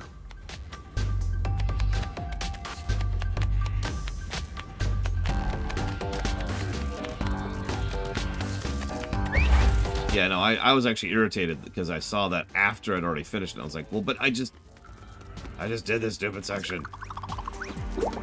Oh, no kidding, Lanirith. Like, super Yoshi drumsing.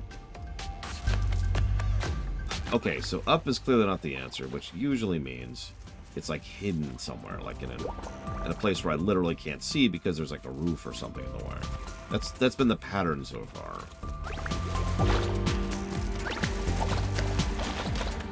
That's the way forwards.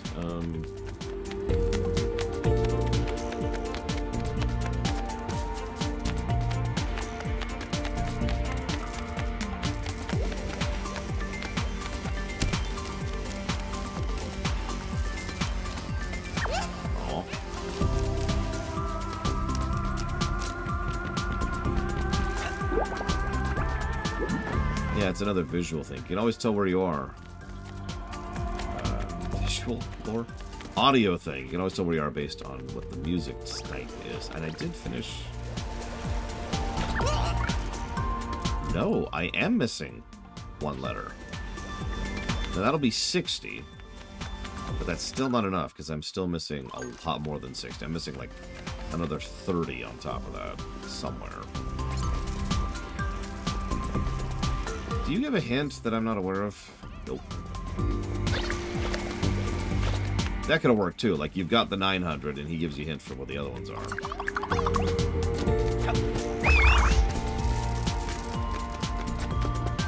Did we go up there? We do not. There's the ghost. Yeah, you're a ghost. Cool. Hello?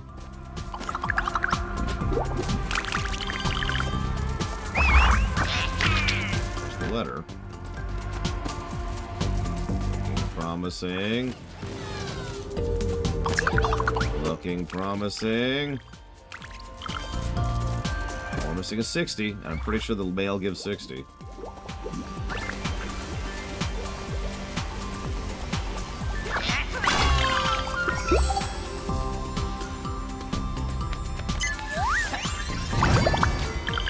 Boom. 100%. I'll take it. Let's triple check that. So, yep. Cool. Let's go beat the game. Oh, I'm gonna cut off the guessing game pretty much now. So if you haven't got a guess in, this is a pretty good time to do that.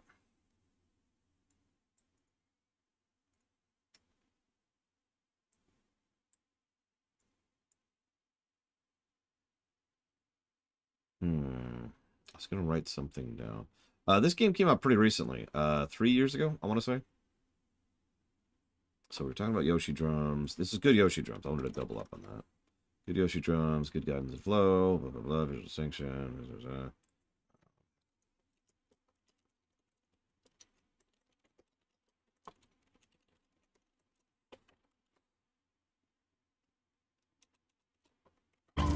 Yes, I cleared out the guessing game. So, to repeat myself, I've been saying this a lot lately. The guessing game needed a purge. There was a lot of dead fruit names on there. And it would have taken more time to do that manually, so I decided to not spend time on that. And instead, just ask people who are interested in continuing to play the guessing game to, if you don't mind, go ahead and just re-add yourselves and your guesses. I do apologize for the inconvenience. But there were way too many names on that list for people who, in some cases, only had ever shown up for one stream. So, the actual way forward, so we're just gonna do this. And die. Yeah, Mario, imagine Mario Sunshine, but actually a good game. No, I stand by comparison. It's frickin' Spyro. It's Spyro. It's got a little bit of Banjo-Kazooie in there, too.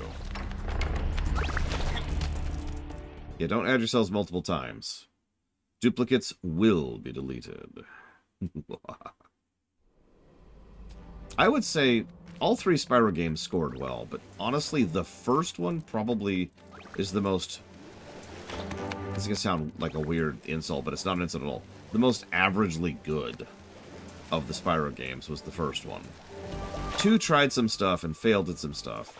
3 tried some stuff and succeeded at some stuff, but 1 was just kind of a solid game until you got to the ending, which was garbage. So I guess all 3 games have their issues.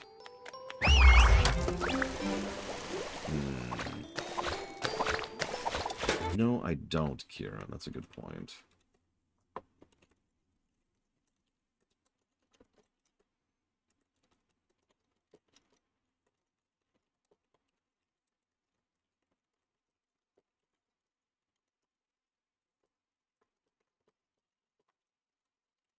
Sunshine could have been a great game, and I know that because the first couple of levels in Sunshine are legit. I pointed that out when we were doing the Mario audit just a few months ago. Like, the first few levels in Sunshine are actually honestly awesome. And then they kind of never stop getting worse. I don't have words. Thank you, truly. Who is this guy? We've added the last component to Great Ardwin's machine. Oh, excuse me. It's magnificent. We can be proud of ourselves. I have a final mission to give you. Step into the machine and travel the stars.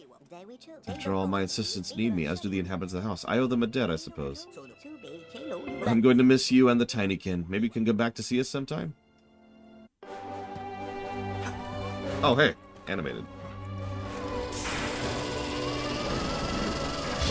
I mean, that's a matter of opinion, Baron, but honestly, that frickin' town, the Pianta Village, is probably the worst overall level. In the game. What the? What's going on? The machine's not starting up. It makes no sense. Everything's in place according to the blueprint. Yeah, but we triggered something.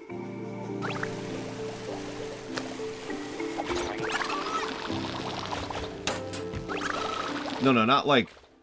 I don't mean like the place, the hub of Sunshine. What I mean is the, there's a village level. It's one of the last levels you unlock. And it sucks, like top to bottom. And it's some of the worst shines, and this level itself is the least designed of all of them. But no, the actual worst level in Sunshine is probably the literal last level, Corona Mountain. Screw that place. This is the Addict. Okay.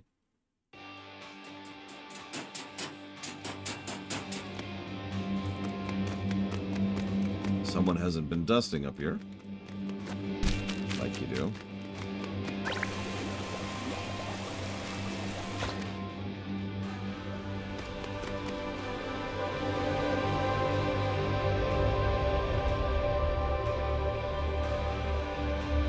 Oh, I forgot to do something. Shoot, I just remembered.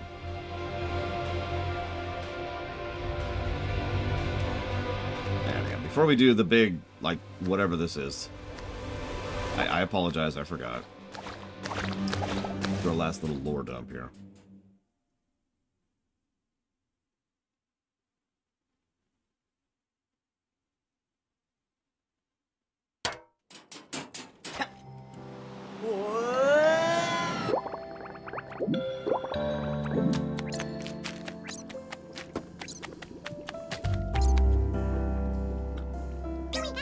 In his last years with us, Ardwin spoke to this object as he would to someone directly.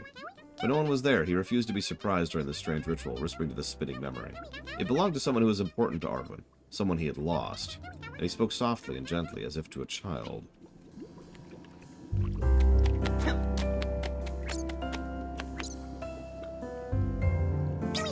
This brilliant sphere is his home. That's how Ardwin described it. He could spend hours contemplating it with nostalgia. When asked about it, Ardwin did not answer. We know almost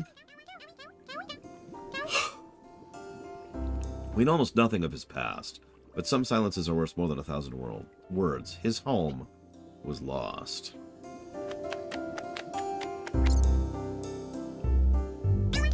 The insects of the house once lived mostly in the garden, or in hidden places inside. A nomadic life of uncertainty, instability, violence. And there was a time of change and major upheaval. Agriculture replaced hunting, the more to wander, and promise of a comfortable bed with protective walls. This model is what came of that wish. Ardwin shared with us the knowledge of his people in the architectural domain, and we adapted the design with our ingenuity in order to make his vision a reality. I only wish his dreams also can come true. Now we can go.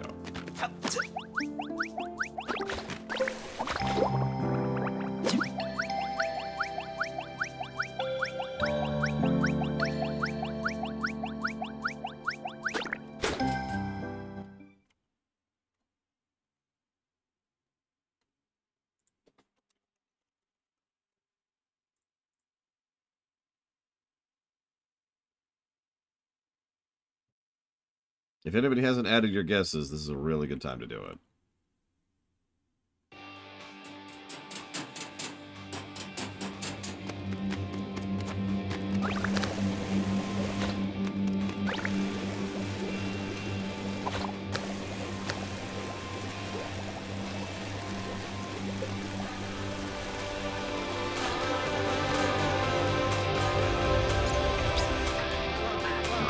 I was rushing to the infirmary so they could take care of poor Meneth when his antenna started twitching faster than ever. He begged me to bring him here. This trapdoor was open. I've never seen it before. The canticle came from this player. Our voices were just the sounds of a machine. The only difference with the one you activated in Sanctar is that only the shield bug's antennae are sensitive enough to hear it. There was never a canticle. All our lives, Soul. All our lives we've been chasing. Milladin, I have a final request to make of you. We are exhausted. Blow up that accursed metal blocks. Ardwin, Faith. No, I just want my friend and companions to finally have silence. Oh my god, that's kind of messed up. That means I need something to blow it up with.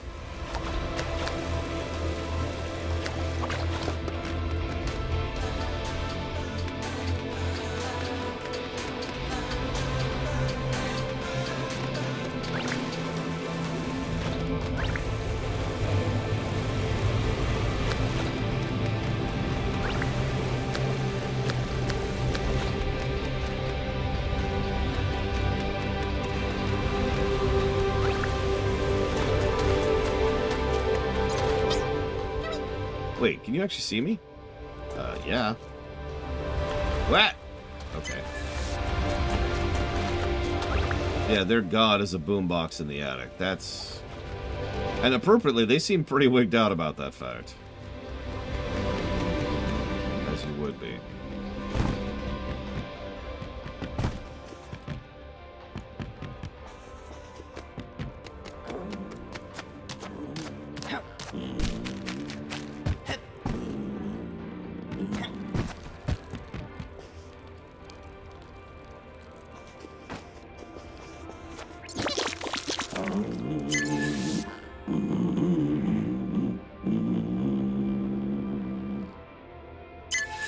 That's an interesting thing to be chanting.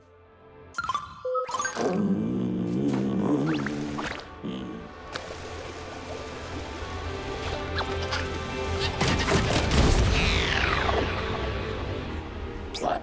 My favorite song. Who did that? Who goes there? Show yourselves, ruffians. Actual English. Listen. Listen. I only hear silence around me. How do you feel, comrade? Free.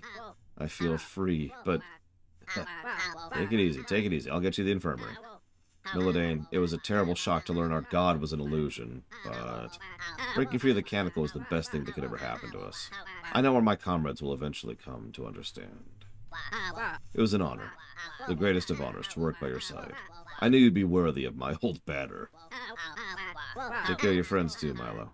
They need you, don't they?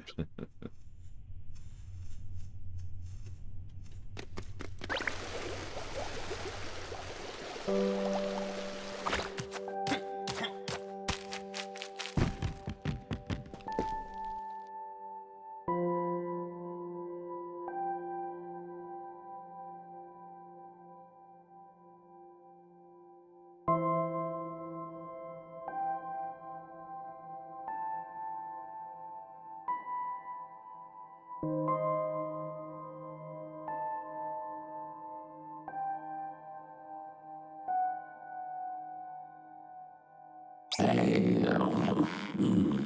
what did you? You turned off the music. You look like a giant tinykin with... Oh, my apologies. I was lost in my thoughts. I am Salvior Ardwin. Yeah, I called that.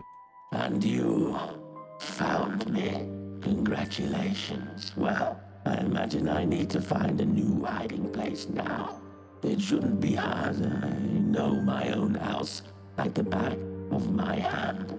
It's just getting tiring, avoiding everyone.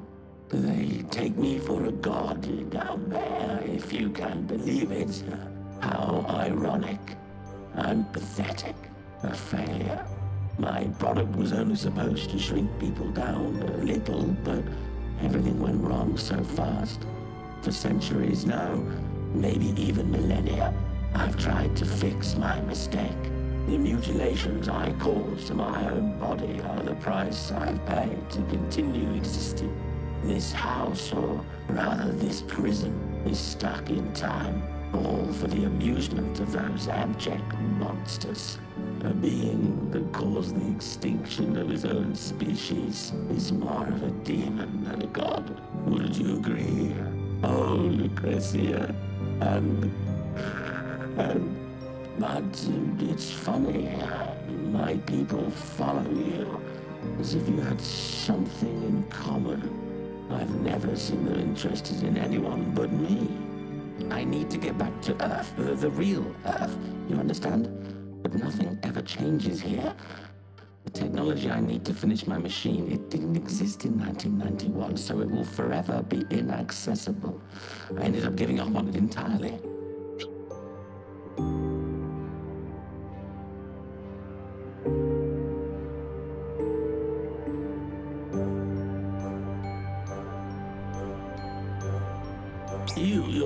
You're a descendant of the Earthlings? But I thought I'd wipe them all out. Oh, Milodane is... and you're from Aegis. Aegis, that sounds familiar. But of course, it was one of the worlds we'd prepared in case of a critical threat. So they had enough time. They had enough time to escape. And now you are here, Milodane, with your billions of compatriots. I'm so happy and so relieved. I was so alone. Wait, you must have thousands of years of technological advancement. Your suit, show it to me. Maybe all that my machine is missing is... Quickly, Milodane. I absolutely must meet this Readme. I'm no god, but I think I feel a miracle coming on.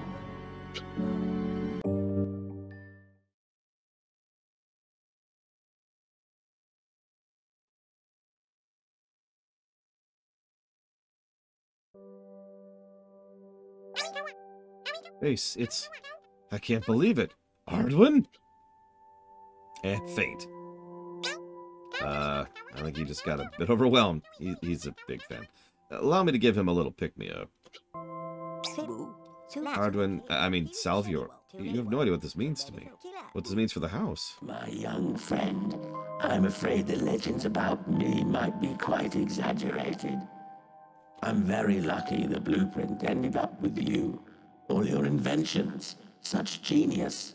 Thank you. Oh, Meladane, Salvior, explained to me why the machine didn't work earlier. It wasn't mentioned on the blueprint, but the energy required was much higher than what I imagined. But We won't have to go far to find what we need. Mylodane, open your hand. That bone, it's one from little Nevus, isn't it? Just a toy now, but which contains more energy than we needed to light up a capital city back in my day. you understand what this means? Our work is done. You can see Aegis, or Aegis, and Nevis again and tell everyone your hypothesis was correct. As for me, I'll stay here for a time. My assistants need me, and I'll put my talents to good use helping the people of the house. I don't get bored. There's always some problem that needs fixing, and besides, you're not the only one leaving today. Mylodane, for thousands of years I hoped to bring humanity back. I never believed that humanity could bring me back. If I remember, there's enough space for two in the machine. Would you accept me as your co-pilot? Farewell, my friends, and Salvior, God or not, we are forever grateful. I'm sorry, but the people of the house won't forget your name anytime soon.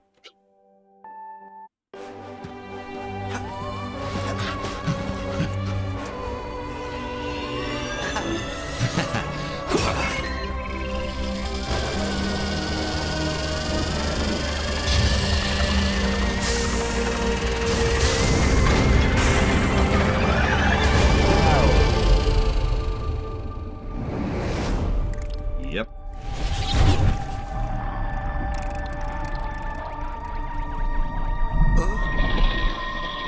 Those are things in the sketches.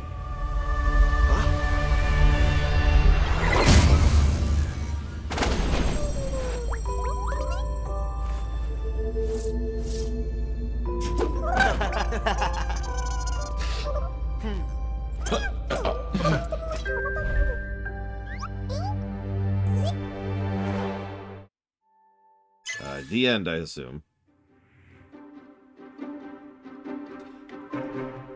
Interesting, and almost screaming for a sequel.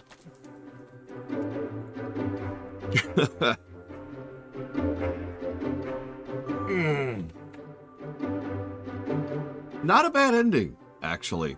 Just enough of a to be continued, but still actually concluded the story it was doing. And yeah, it looks like Earth, or whatever we were at, obviously wasn't Earth. This also tracks. If that wasn't the real Earth, if you remember in the intro, I don't blame you if you forgot, but in the intro he mentions that he was trying to trace evidence and signals of the original place where humans came from, and he found a signal, but he never actually said he founded Earth, right? Or found, not founded. So he probably found this little alien museum thing instead of actual Earth, because you notice there's like the Eiffel Tower was there, and I think I saw one of the bridges. I don't know which bridge. There's a lot of famous bridges. So he found that place instead of actual Earth, and Arduin actually mentioned going back to the real Earth at some point, pretty much codifying that that's not Earth. So that tracks. But they still get back to Aegis. And then we're gonna go kill some alien things. There's just a lot of questions that pops up.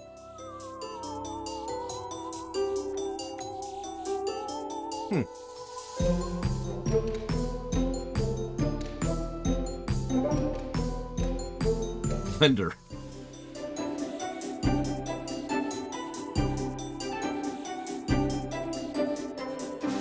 Okay, I hate to do this, but I'm gonna Alt-Tab. So I'm gonna lock down the guessing game since, you know, we're done. You had time. I gave you plenty of warning. Damn it, Lunaruth. Why? Why do you only pick one thing? I should delete Lunaruth's entry. Delete it big time. But first, we'll do something else instead. Mr. Red put his money towards nothing.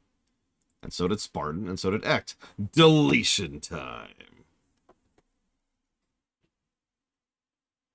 In just a second.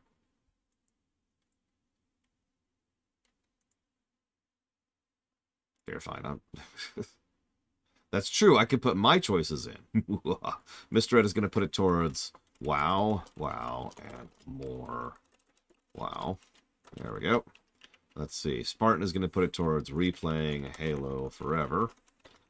And Ect is going to put it towards anything but Pokemon. Oh, and Lunaruth is going to put it towards... Lunaruth is awesome. There we go. Okay.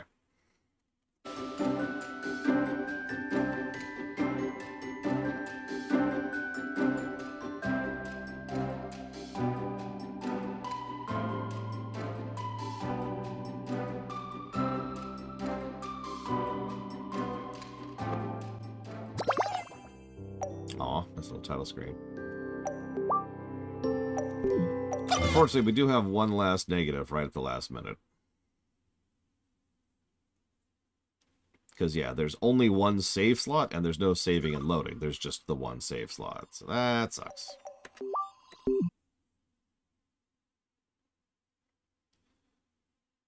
Let's see here. Where did Spartan's thing go? Oh, God. There you are. Let's see. So you want to put it towards Homeworld block. Dealer's choice, and dealer's choice. Sure, we'll do that. And I'll get rid of these things. Yeah, no New Game Plus, unfortunately. Alright.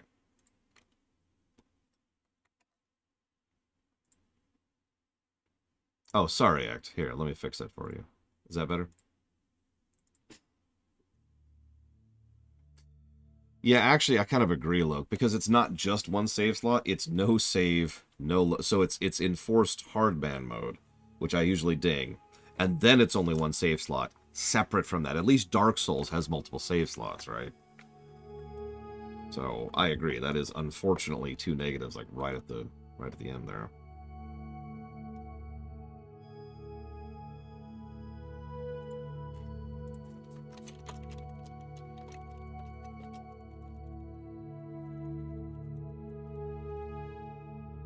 So, bleh. Okay. Like I said, we already kind of did the audit, so we're just going to do the wrap-up audit. I did like that outro, more than I thought I would.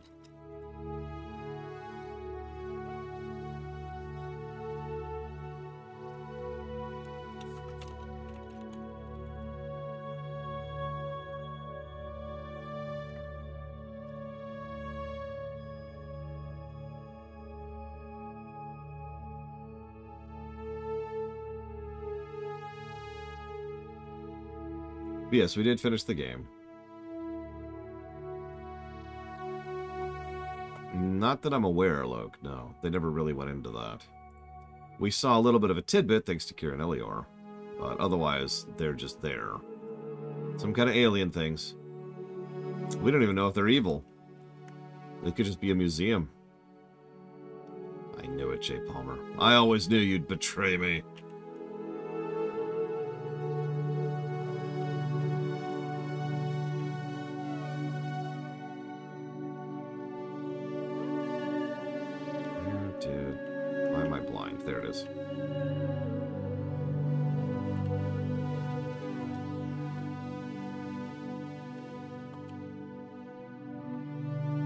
Oh, and I never answered you, Lunaruth. An X is 1 point. 2 X's is 2. 3 X's is 3. Anything above 3, I just go ahead and give a number. 1 Z is 1 point. 2 Z's is 2 point. 3 Z's is 3 point. You get it.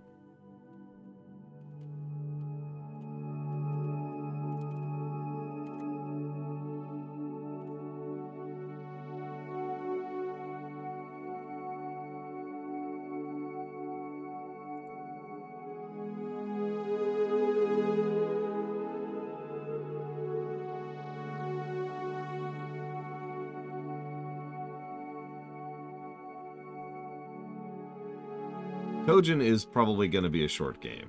I would be shocked if we don't finish it tomorrow.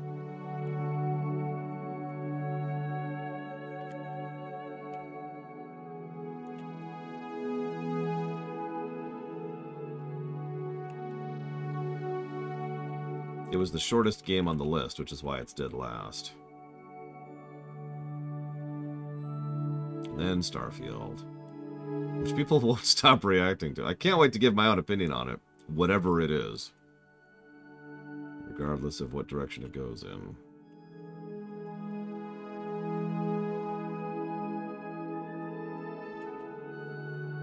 Depending on how procedural it gets, well, I mean, PFR exists for a reason, right?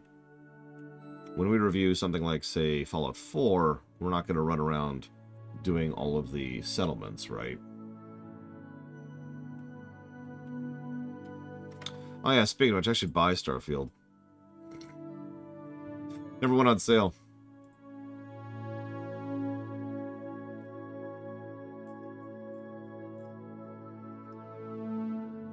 Yeah, here it is. Yeah, I don't actually own Starfield yet. I might sit on it just in case, you know, just a last minute thing, right? You never know.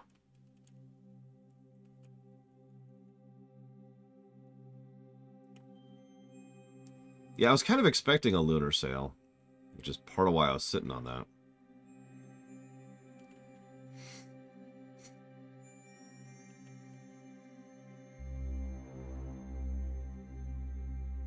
Nah, not really. It's fine. It's fine.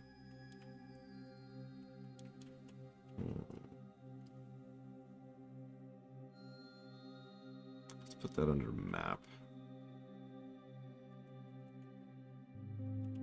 I mean, most Steam sales are reverse engineered or data mined early. So does anybody know?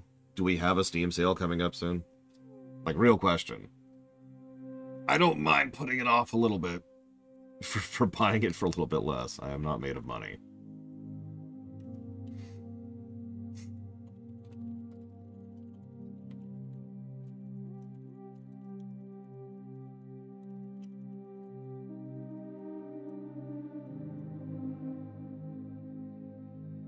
March 14th? That's a bit off.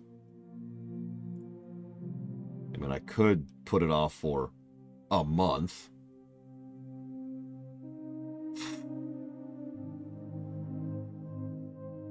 Yeah, that's a...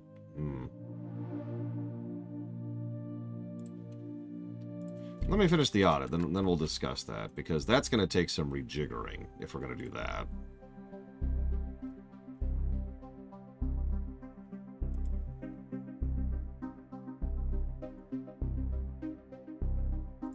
Like, that probably means pushing Patchwalker forward and the Metroid block forward, in addition to Arceus.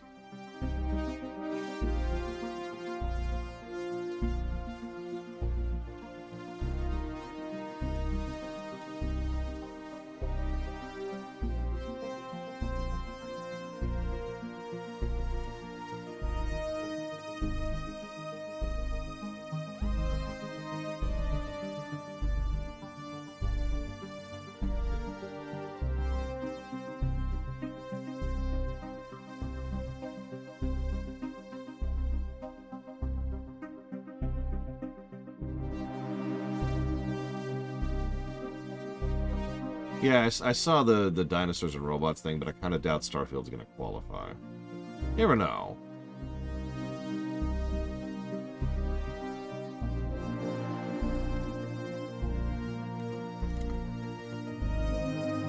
Still, even that's a week out. Over a week out, actually.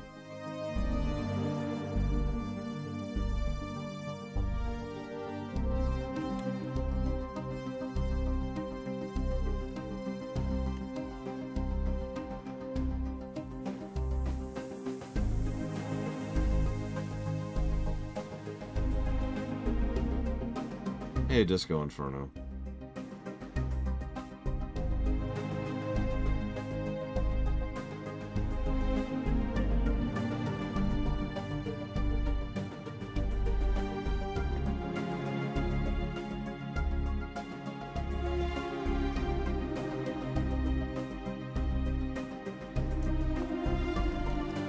I have no idea, Jay Palmer.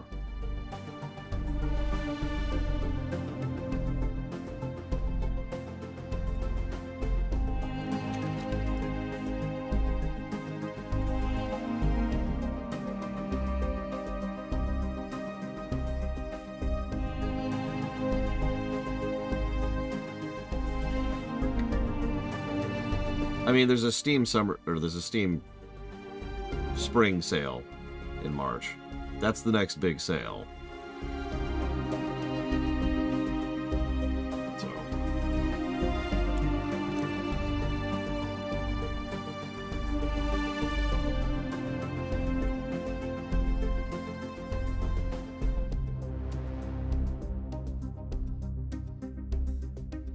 If it's not, then we just play the game. We have lost nothing for doing so. But let's get back to that in a second.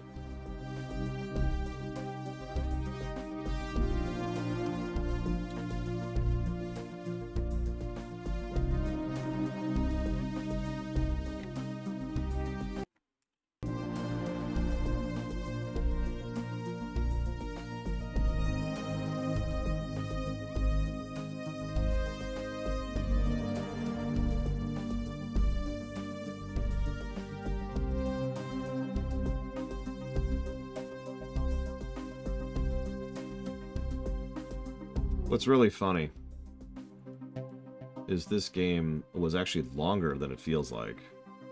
Felt really short in a good way, obviously.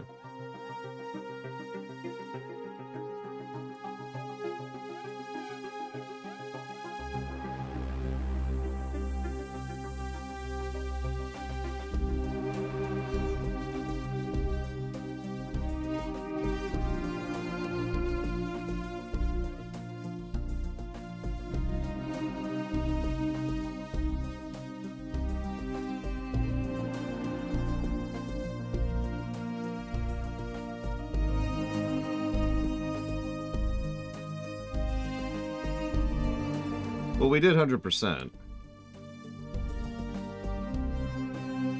No, I don't at all, Disco. Then again, I could be completely wrong about that.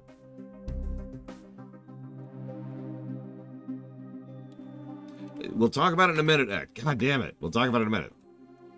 Just give me a second. Let me finish the audit first, and we'll talk about it. Yes, we are doing Kojin after the break, one way or the other.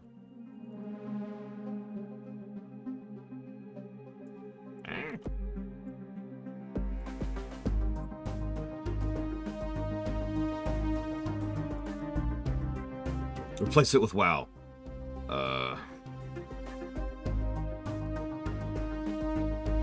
We do, but unfortunately I don't think this would qualify as Spartan.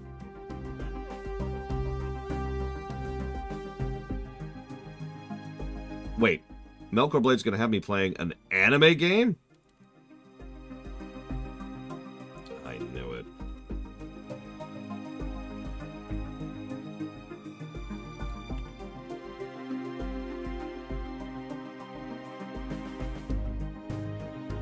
You gonna pick this one up, Mr. Red? I do think you'd like it. Really. Why is the screen black? Okay, fine, here. Is that better?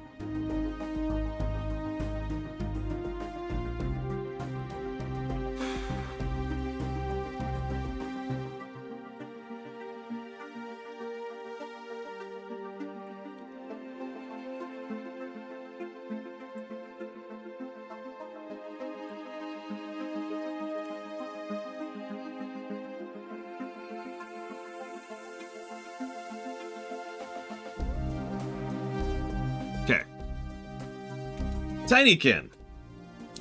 Plus 26 to story. Really solid. Surprisingly good.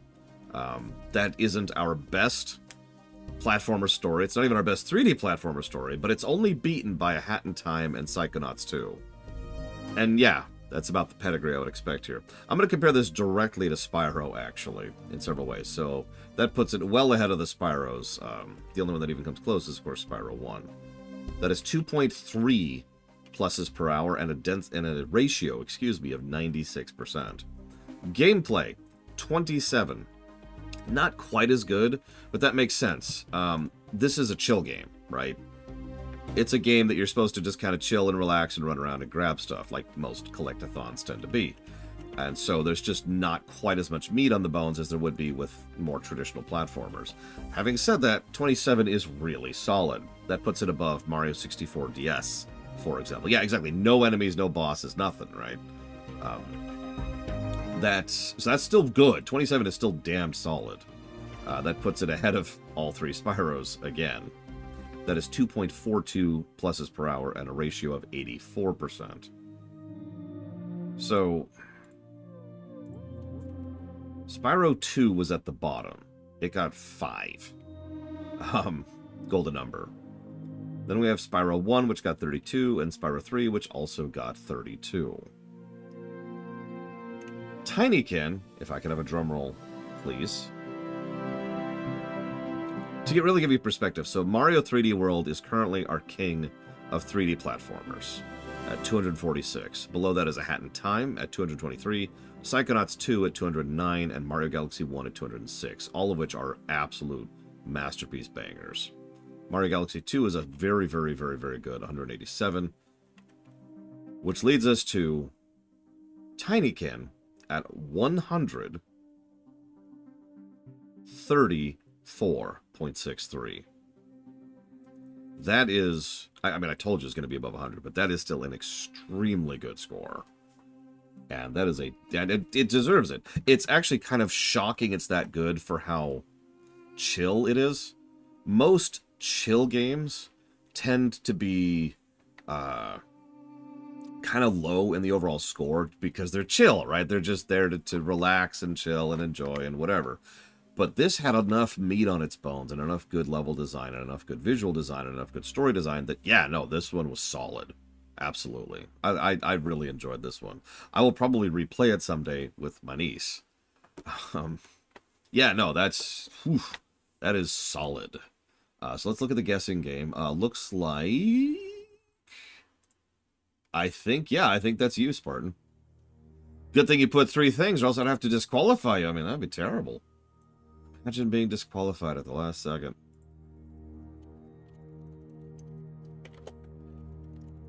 No, Spartan did. So it's going to be Homeworld block.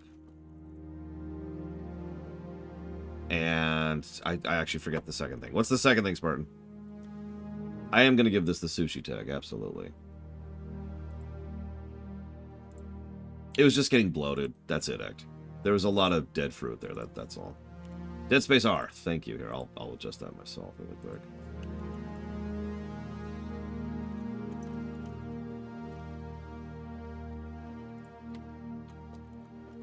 Yeah, so next up, we're playing Kojin Sword of Rewind.